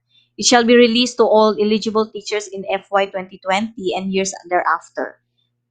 Of course, subject to the availability of funding appropriations as may be authorized by the annual GAA. So the public school teachers that fall under the following circumstances shall not be entitled to the grant of the World Teachers Day incentive benefit. Those who are on absence without leave as of October 5 of the current school year, those who are found guilty of any offense in connection with their work and meted the penalty in the previous school year, those who are no longer in service as of October 5 of the current school year, and those who will be hired after October 5 of the current year. The amount of 1,000 pesos for the World Teachers Day incentive benefit shall be given to each entitled public school teacher not earlier than October 5 of FY 2020. So this year, all teachers were granted the 1,000. Okay, let's move on to the performance-based bonus. What is PBB? It's a very controversial benefits, no, of the government employees, most especially in DepEd. It is an incentive given to government employees in accordance to their performance and contribution to the accomplishment of their agency's overall targets and commitments. Okay, so there is the PBB amounts to 50% to 65% of the salary of the employee. So the amount will depend on the performance of each employee and the unit that he or she belongs. Okay? To foster culture of teamwork within each unit. So this is sort of a unit performance accomplishment. For this year, it's only for last 2018, the teachers were the only one who were granted the PBB. Non-teaching were not granted because of some non-compliance of the requirement. Okay? Okay. For the proportional vacation pay, this PVP refers to compensation of teaching personnel during Christmas and summer vacation, computed in proportion to the number of days they have served during the school year. As you can see there, for 2019 computation of proportional vacation pay for teachers, we have attached later the guidelines, no? The proportional vacation pay is 70 days during summer and Christmas break for those who have rendered full service during the school year.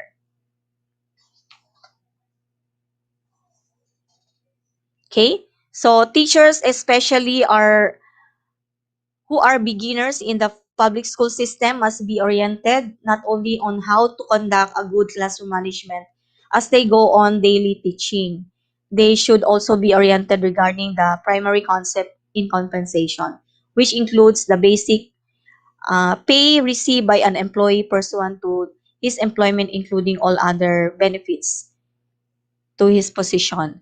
Then aside from this, the hiring rate, which is the first step in salary grade, should be also be oriented to them. So they should know their basic pay and how would they be able to be entitled for the proportionalization pay. So as we go along, I will be showing you how we computed the proportionalization pay of the teachers.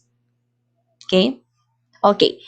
For you to be abreast, no? For those who are not aware of their basic pay as a newly hired teacher, we have the first tranche monthly salary schedule for civilian personnel of the national government effective January 1, 2020. So teachers are salary for new entry. For teacher 1, it's salary grade 11. So you start with step 1. Automatically step 1 po kayo. And so with the administrative officer 2, they have salary grade 11. For the administrative assistant 3, we have salary grade 9. As you can see there, the salary step 1 of the different positions. Then we have kasi for now in the current program, we have administrative officer 2, administrative assistant 2, and administrative aide 6 newly hired employees. So as you can see there in the salary schedule, for administrative assistant 6, the salary is 15,524. So automatically step 1 ka. Then for administrative assistant 2, with salary grade of 8, 17,505. And for salary grade 11, you start with 22,316. Plus the other amount that I have shown to you earlier. Okay? That is the earlier entitlement that I shared to you are all annual, granted annually. Okay, next. Okay, so here is the template for the computation of our proportional vacation pay. As you can see there, the first worksheet is if there is an absent. Okay, our teachers need to know how to compute for their proportional vacation pay so that they'll be able to at least know what they would expect for their summer pay. So as you can see there, we started in 2019. I'm showing you the 2019-20 computation, because we just received early this 2020, we received the memorandum on the factor that we're going to make use for the computation of the proportional vacation pay for the 2019-20. So the school year started on June 3 and ended up in April 6 yata to, April 5. Okay. So you can see there in the first column after the period of service is the total number of days per month. Then the next column is the days absent without pay, and the last is the total number of days above. If you don't have absences during the school year, definitely you will be receiving the full 80 days proportional vacation pay. So when you make use of the computation, it is equivalent to 58 days for April and May.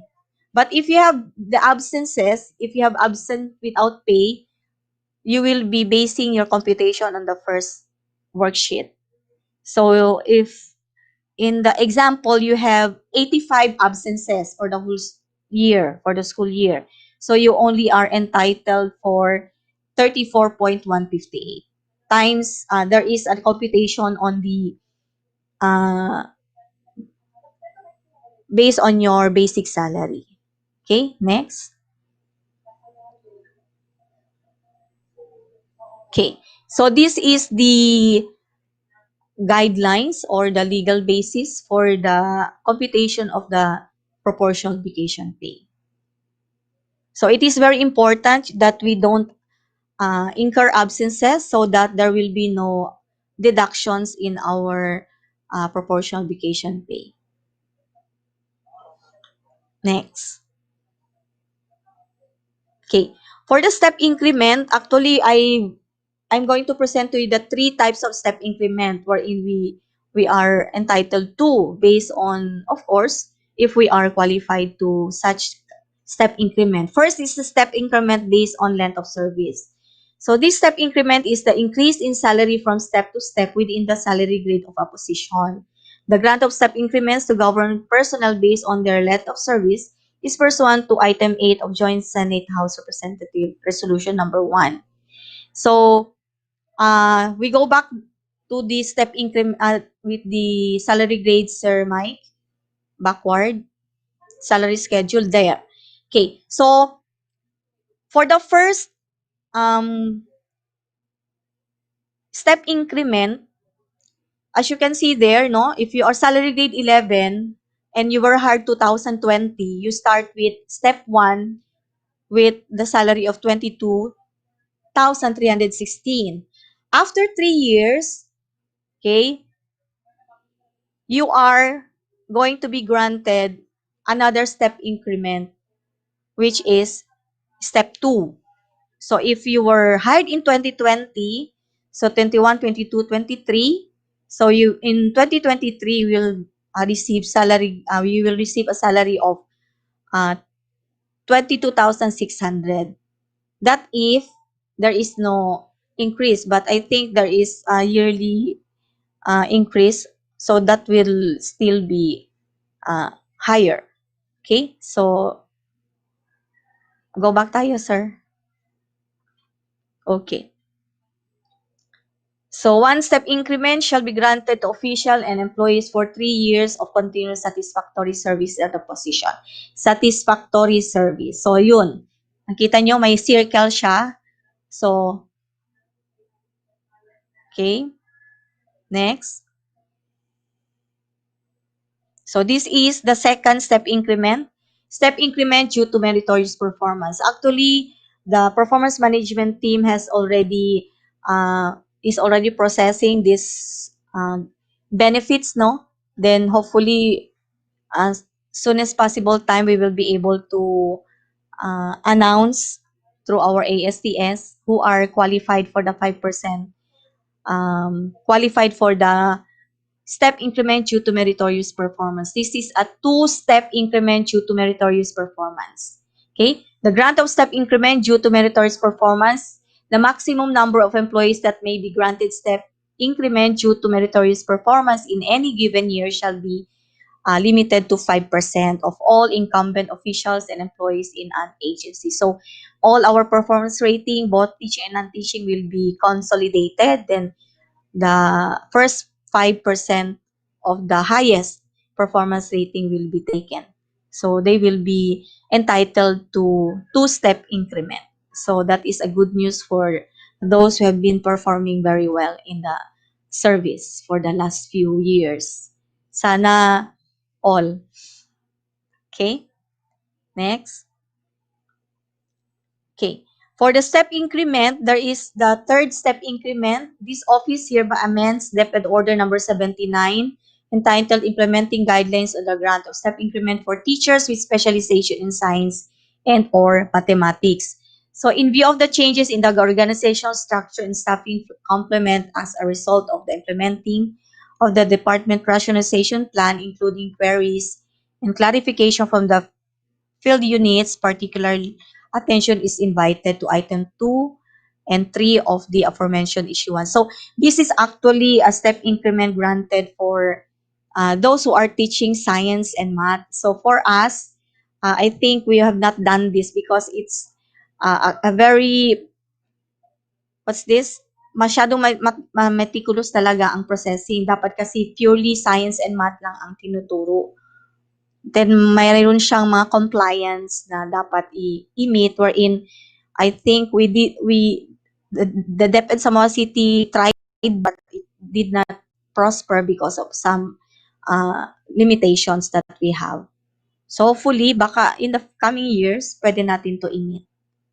Okay, next. Okay. The loyalty cash incentive is the cash incentive depending on the number of years in service, starting on the 10th year amounting to 10,000 and 5,000 after every 5 years. So recently we have granted loyalty pay for qualified employees for the year 2017, 18, and 19. And as of the moment, we are processing for 2020, those who are qualified for 2020. But take note for the step increment and for the loyalty, we have to have a continuous service in the government. There shouldn't be no gap in service. For the loyalty, at least 50 months, hindi ka dapat wala kang gap in the service within 5 years for you to be able to be entitled to another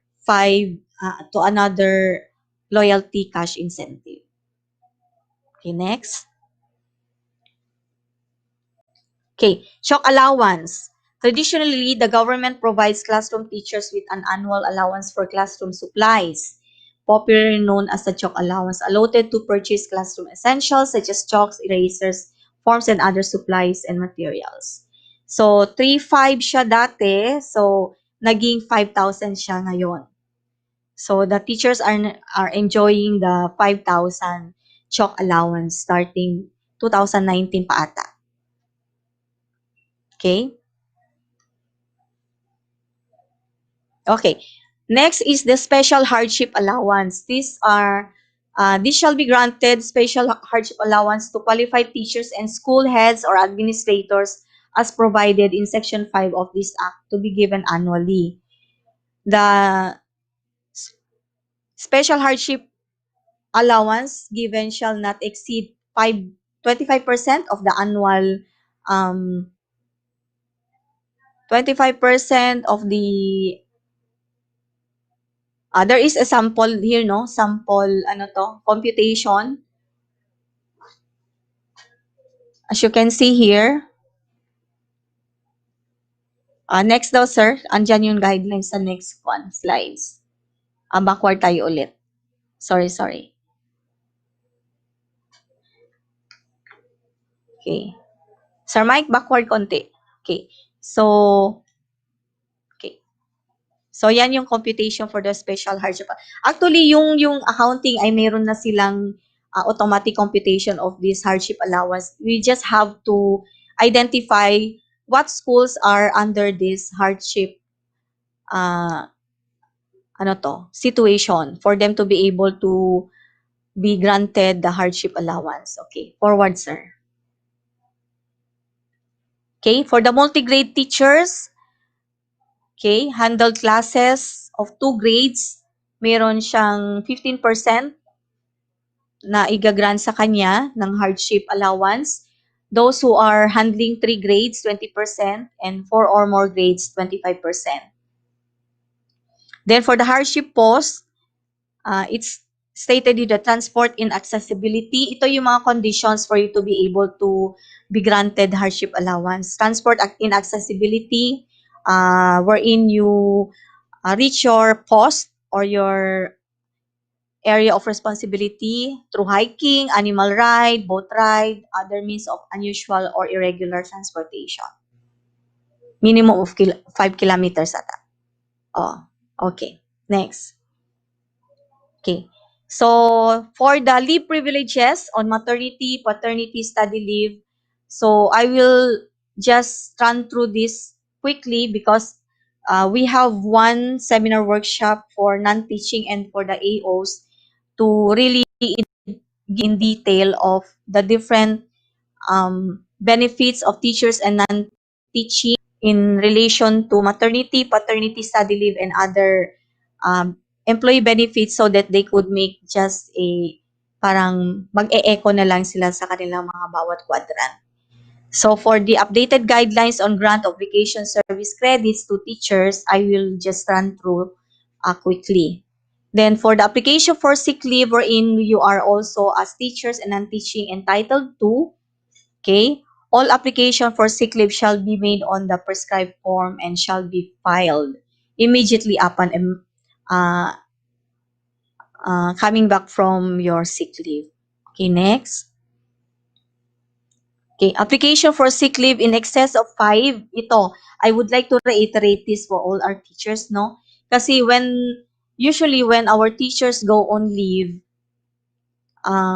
application for sick leave in excess of 5 successive days shall be accompanied by a proper medical certificate. Sometimes, they just submit their Form 6 without medical certificates. Okay?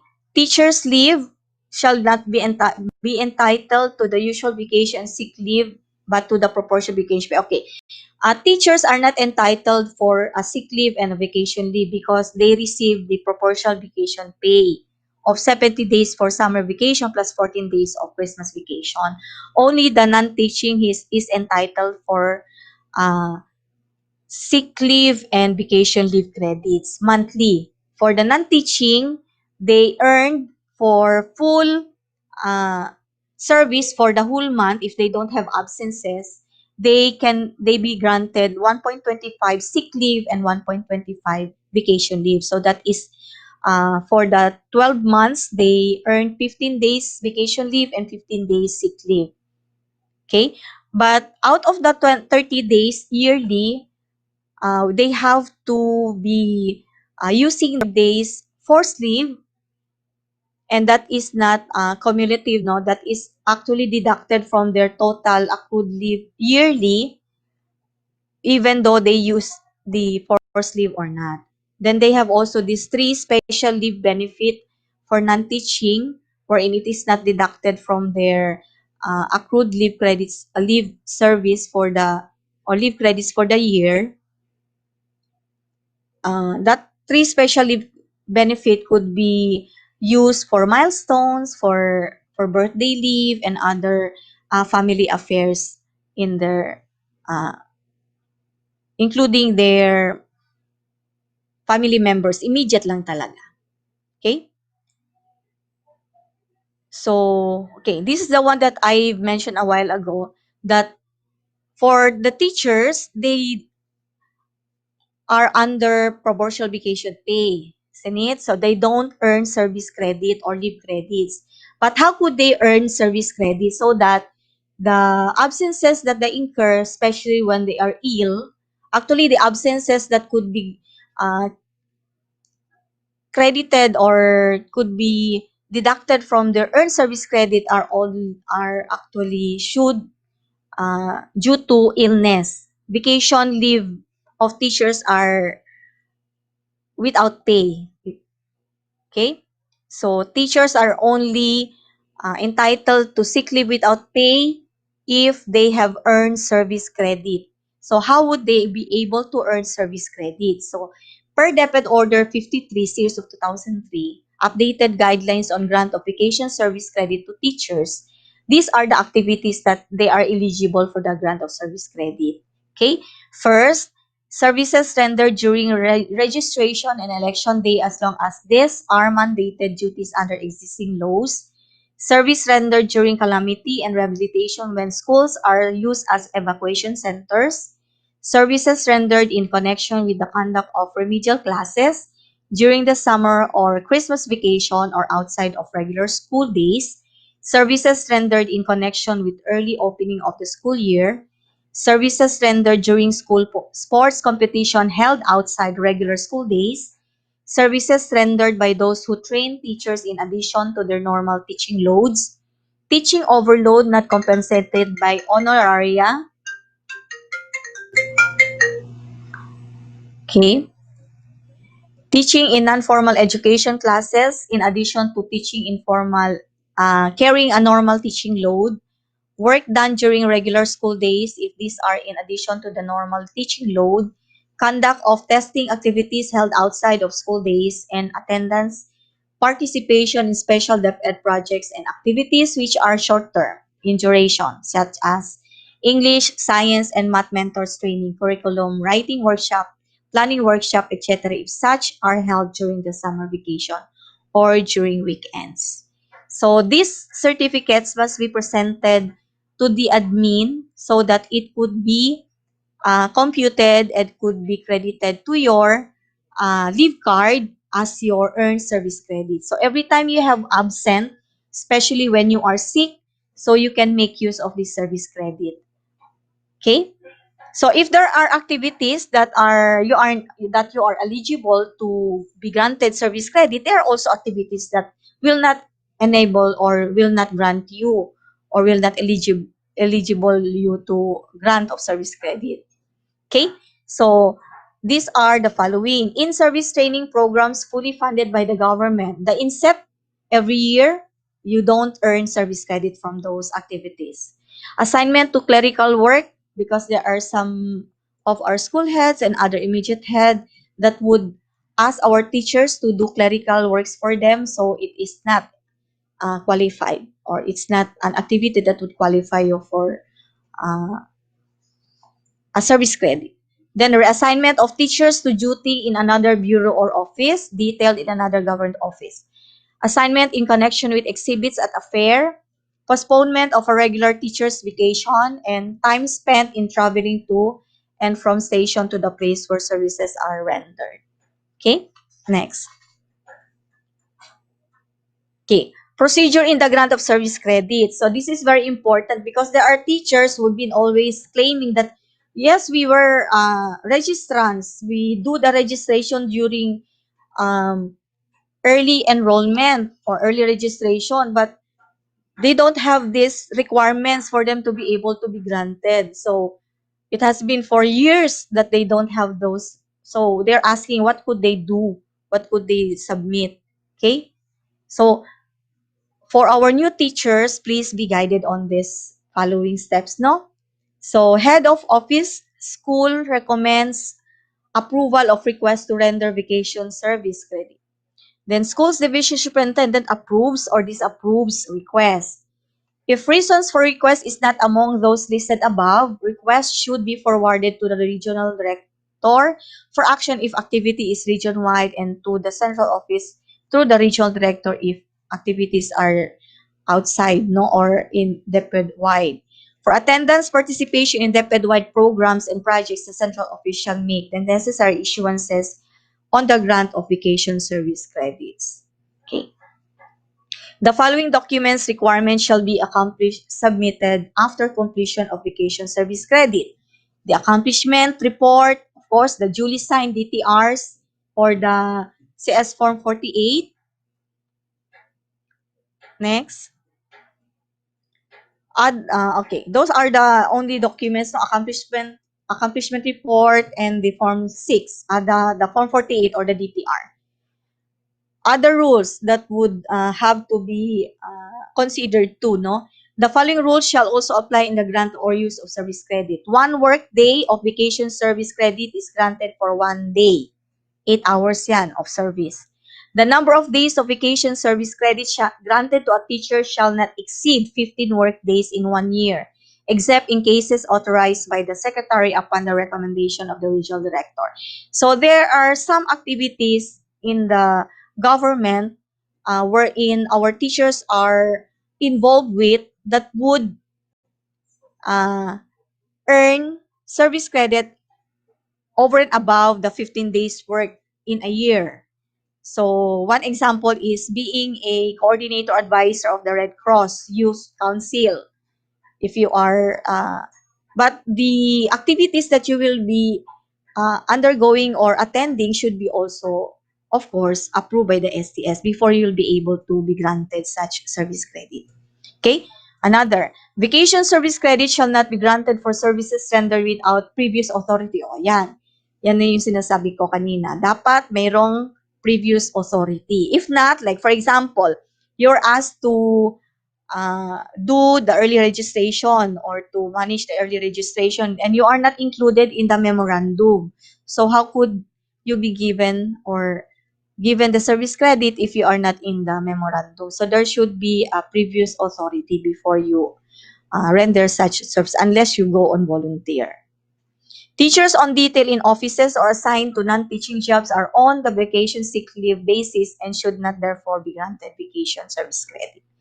In the monetization of teachers' leave credits, this one, unfortunately, teachers are not entitled to monetization. No, it's only non-teaching who are entitled to monetization. So once the non-teaching have accrued vacation sick leave credits, upon availability of funds, or if there is an available funds for such privilege, I call it siguro like privilege, no? Because we could ask for monetization of our accrued leave credits up to 50% of our total accrued leave credits for non-teaching for specific reasons like medical, mortgage, paying of mortgage, education of our children.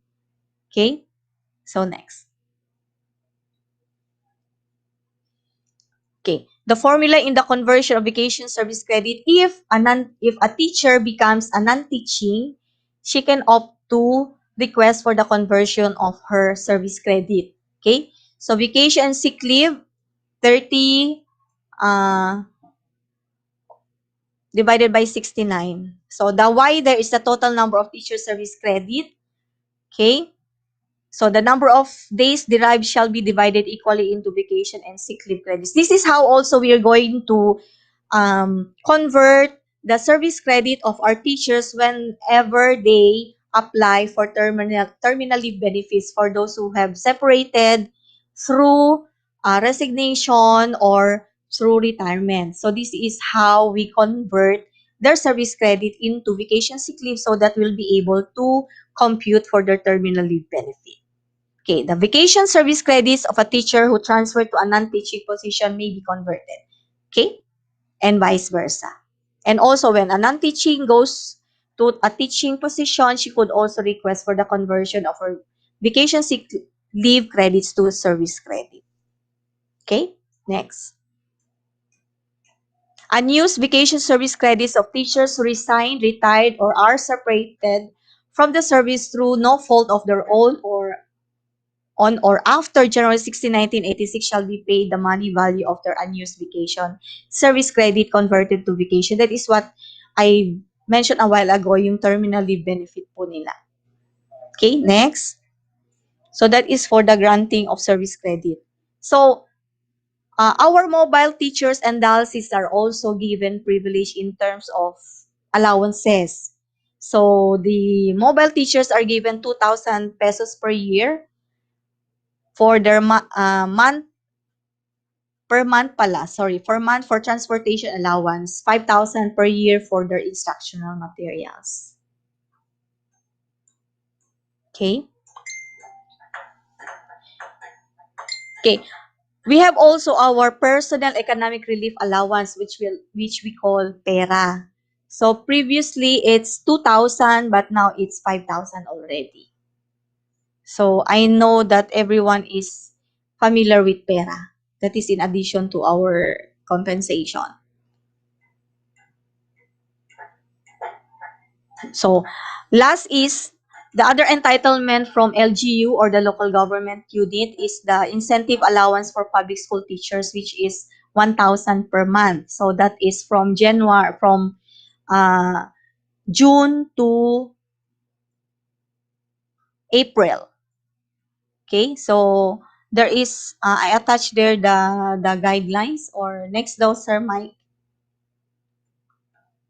Okay, this is the budget circular number 2020 -01, because the guidelines for the grant of incentive allowance for public elementary and secondary school teachers is always renewed every year because of the number of teachers qualified to be granted such allowance. So the grant incentive allowance at 1,000 pesos each per month to public elementary school teaching personnel of the national government for FY 2020.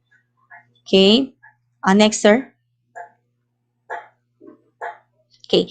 The coverage. City schools as superintendent, assistant city school superintendent, district supervisors, elementary and secondary principals, guidance counselors, and teachers who are performing regular actual teaching functions in Zamboanga City for 2020.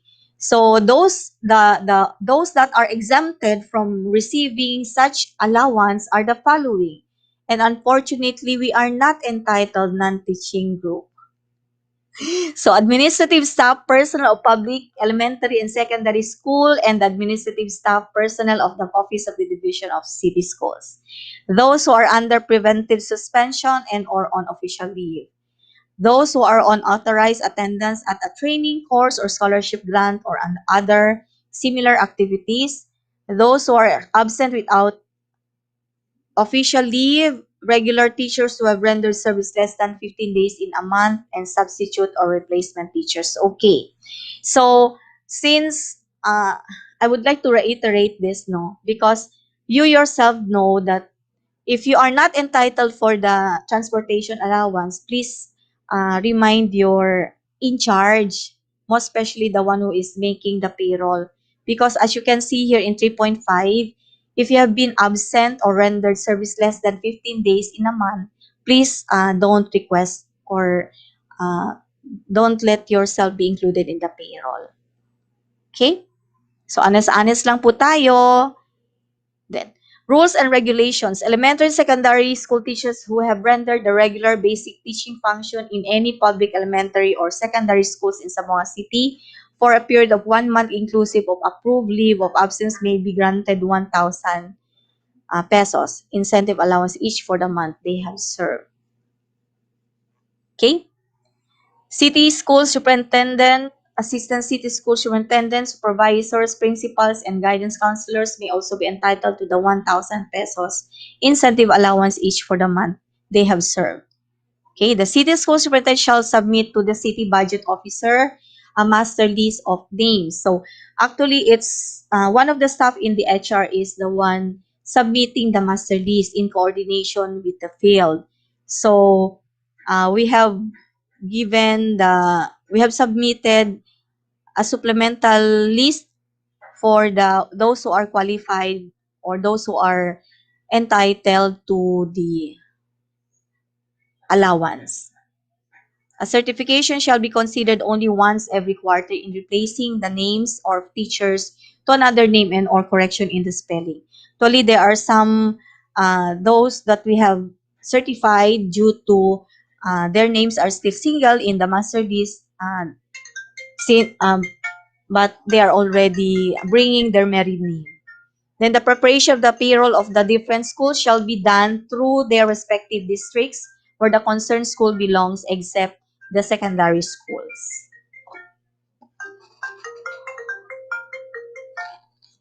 Okay, next. Okay, so let me end by saying that no hay cosa imposible, cree junto-junto, puede. Nothing is impossible, believe together we can. So I hope I have given you and a very concise entitlement of your benefits as newly hired employees, both teaching and non-teaching. But if you have any doubts or anything that you are not clear of as I presented, you can call me or you can visit the office. Oh no, you just can call me. You can ask my number. For those who don't have my number, please take note of my number so that anytime you can call me, ma'am. So it's 0997-147-4984. So anytime, any day, you can always text me and call me for any inquiries, most especially with regards to your benefits as a government employees because HR should always be accommodating and always see to it that we always there for your welfare and for the benefit and for your benefit. Thank you very much and good afternoon.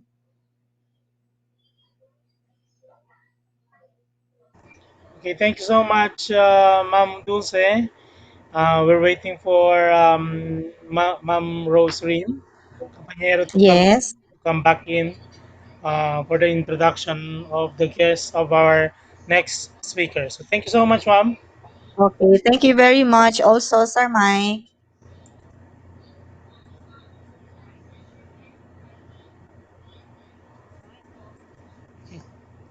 All right, so Ma'am Rose, hello. Yes, Sir Mike. Okay, your floor now.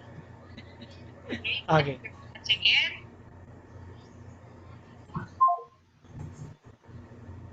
Where are you?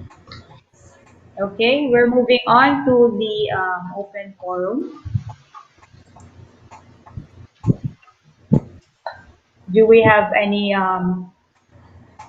questions or queries? We will check the chat box.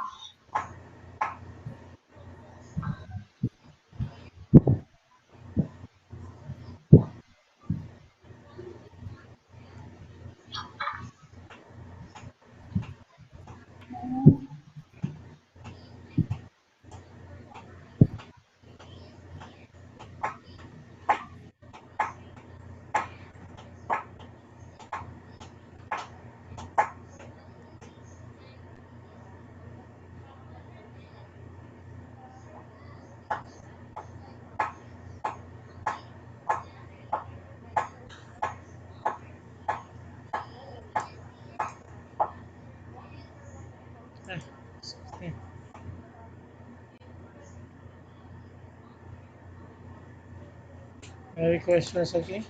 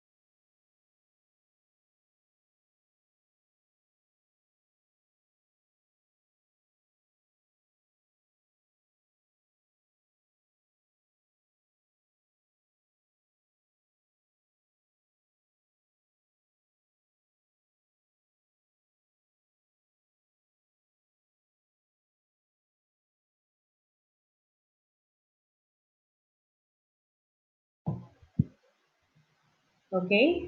Good afternoon.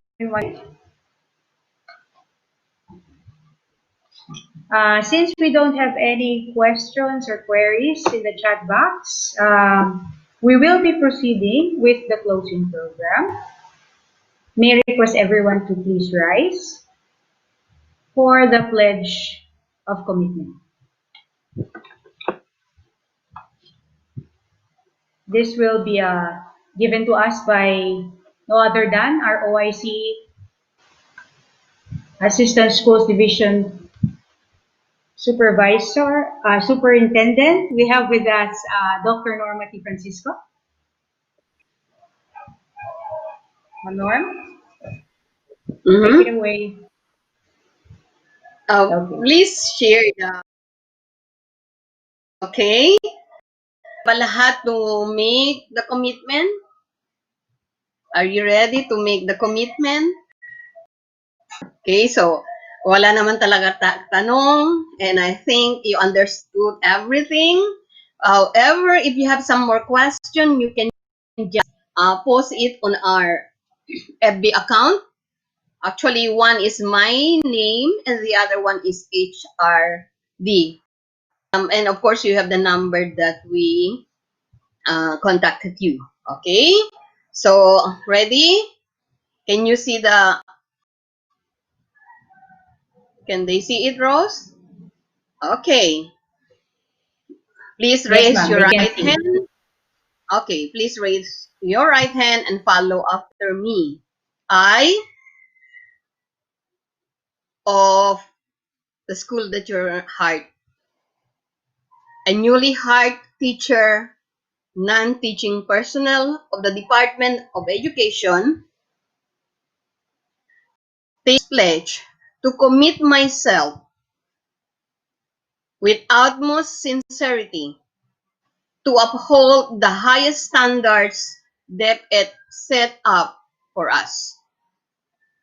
After this orientation on teacher induction program, I pledge to cascade the right move to implement the DepEd programs in one voice, one spirit, covered in the mission, vision, and Magna Carta of the Department of Education. I pledge to be a positive teacher or an employee and be a positive influence on my fellow educators. I promise to be positively contagious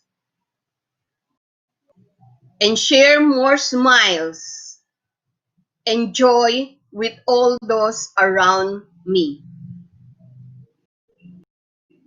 As a learner-centered teacher, I pledge to build home not only to enhance achievement but to stimulate motivation. So help me God. Congratulations and welcome to the Department of Education. Good afternoon. Okay, thank you, Dr. Norma Francisco.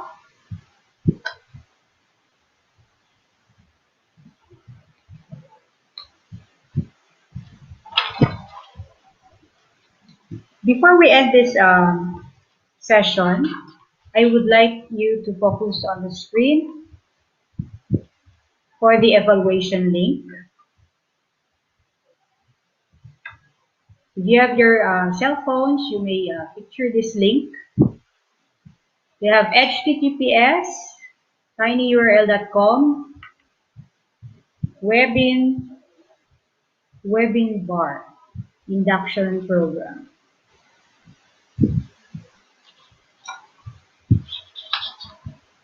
Sir Mike, it's webin bar.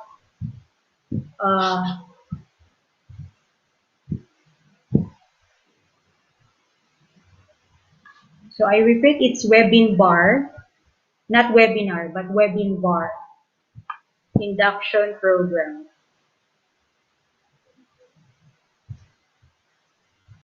So we will flag again. It's tinyurl.com webin bar induction program. Webbing Bar Induction Program. So this is the link for the evaluation. So we will only give you 24 hours to answer this evaluation. So please try to answer it within 24 hours. Okay, thank you very much and have a wonderful day.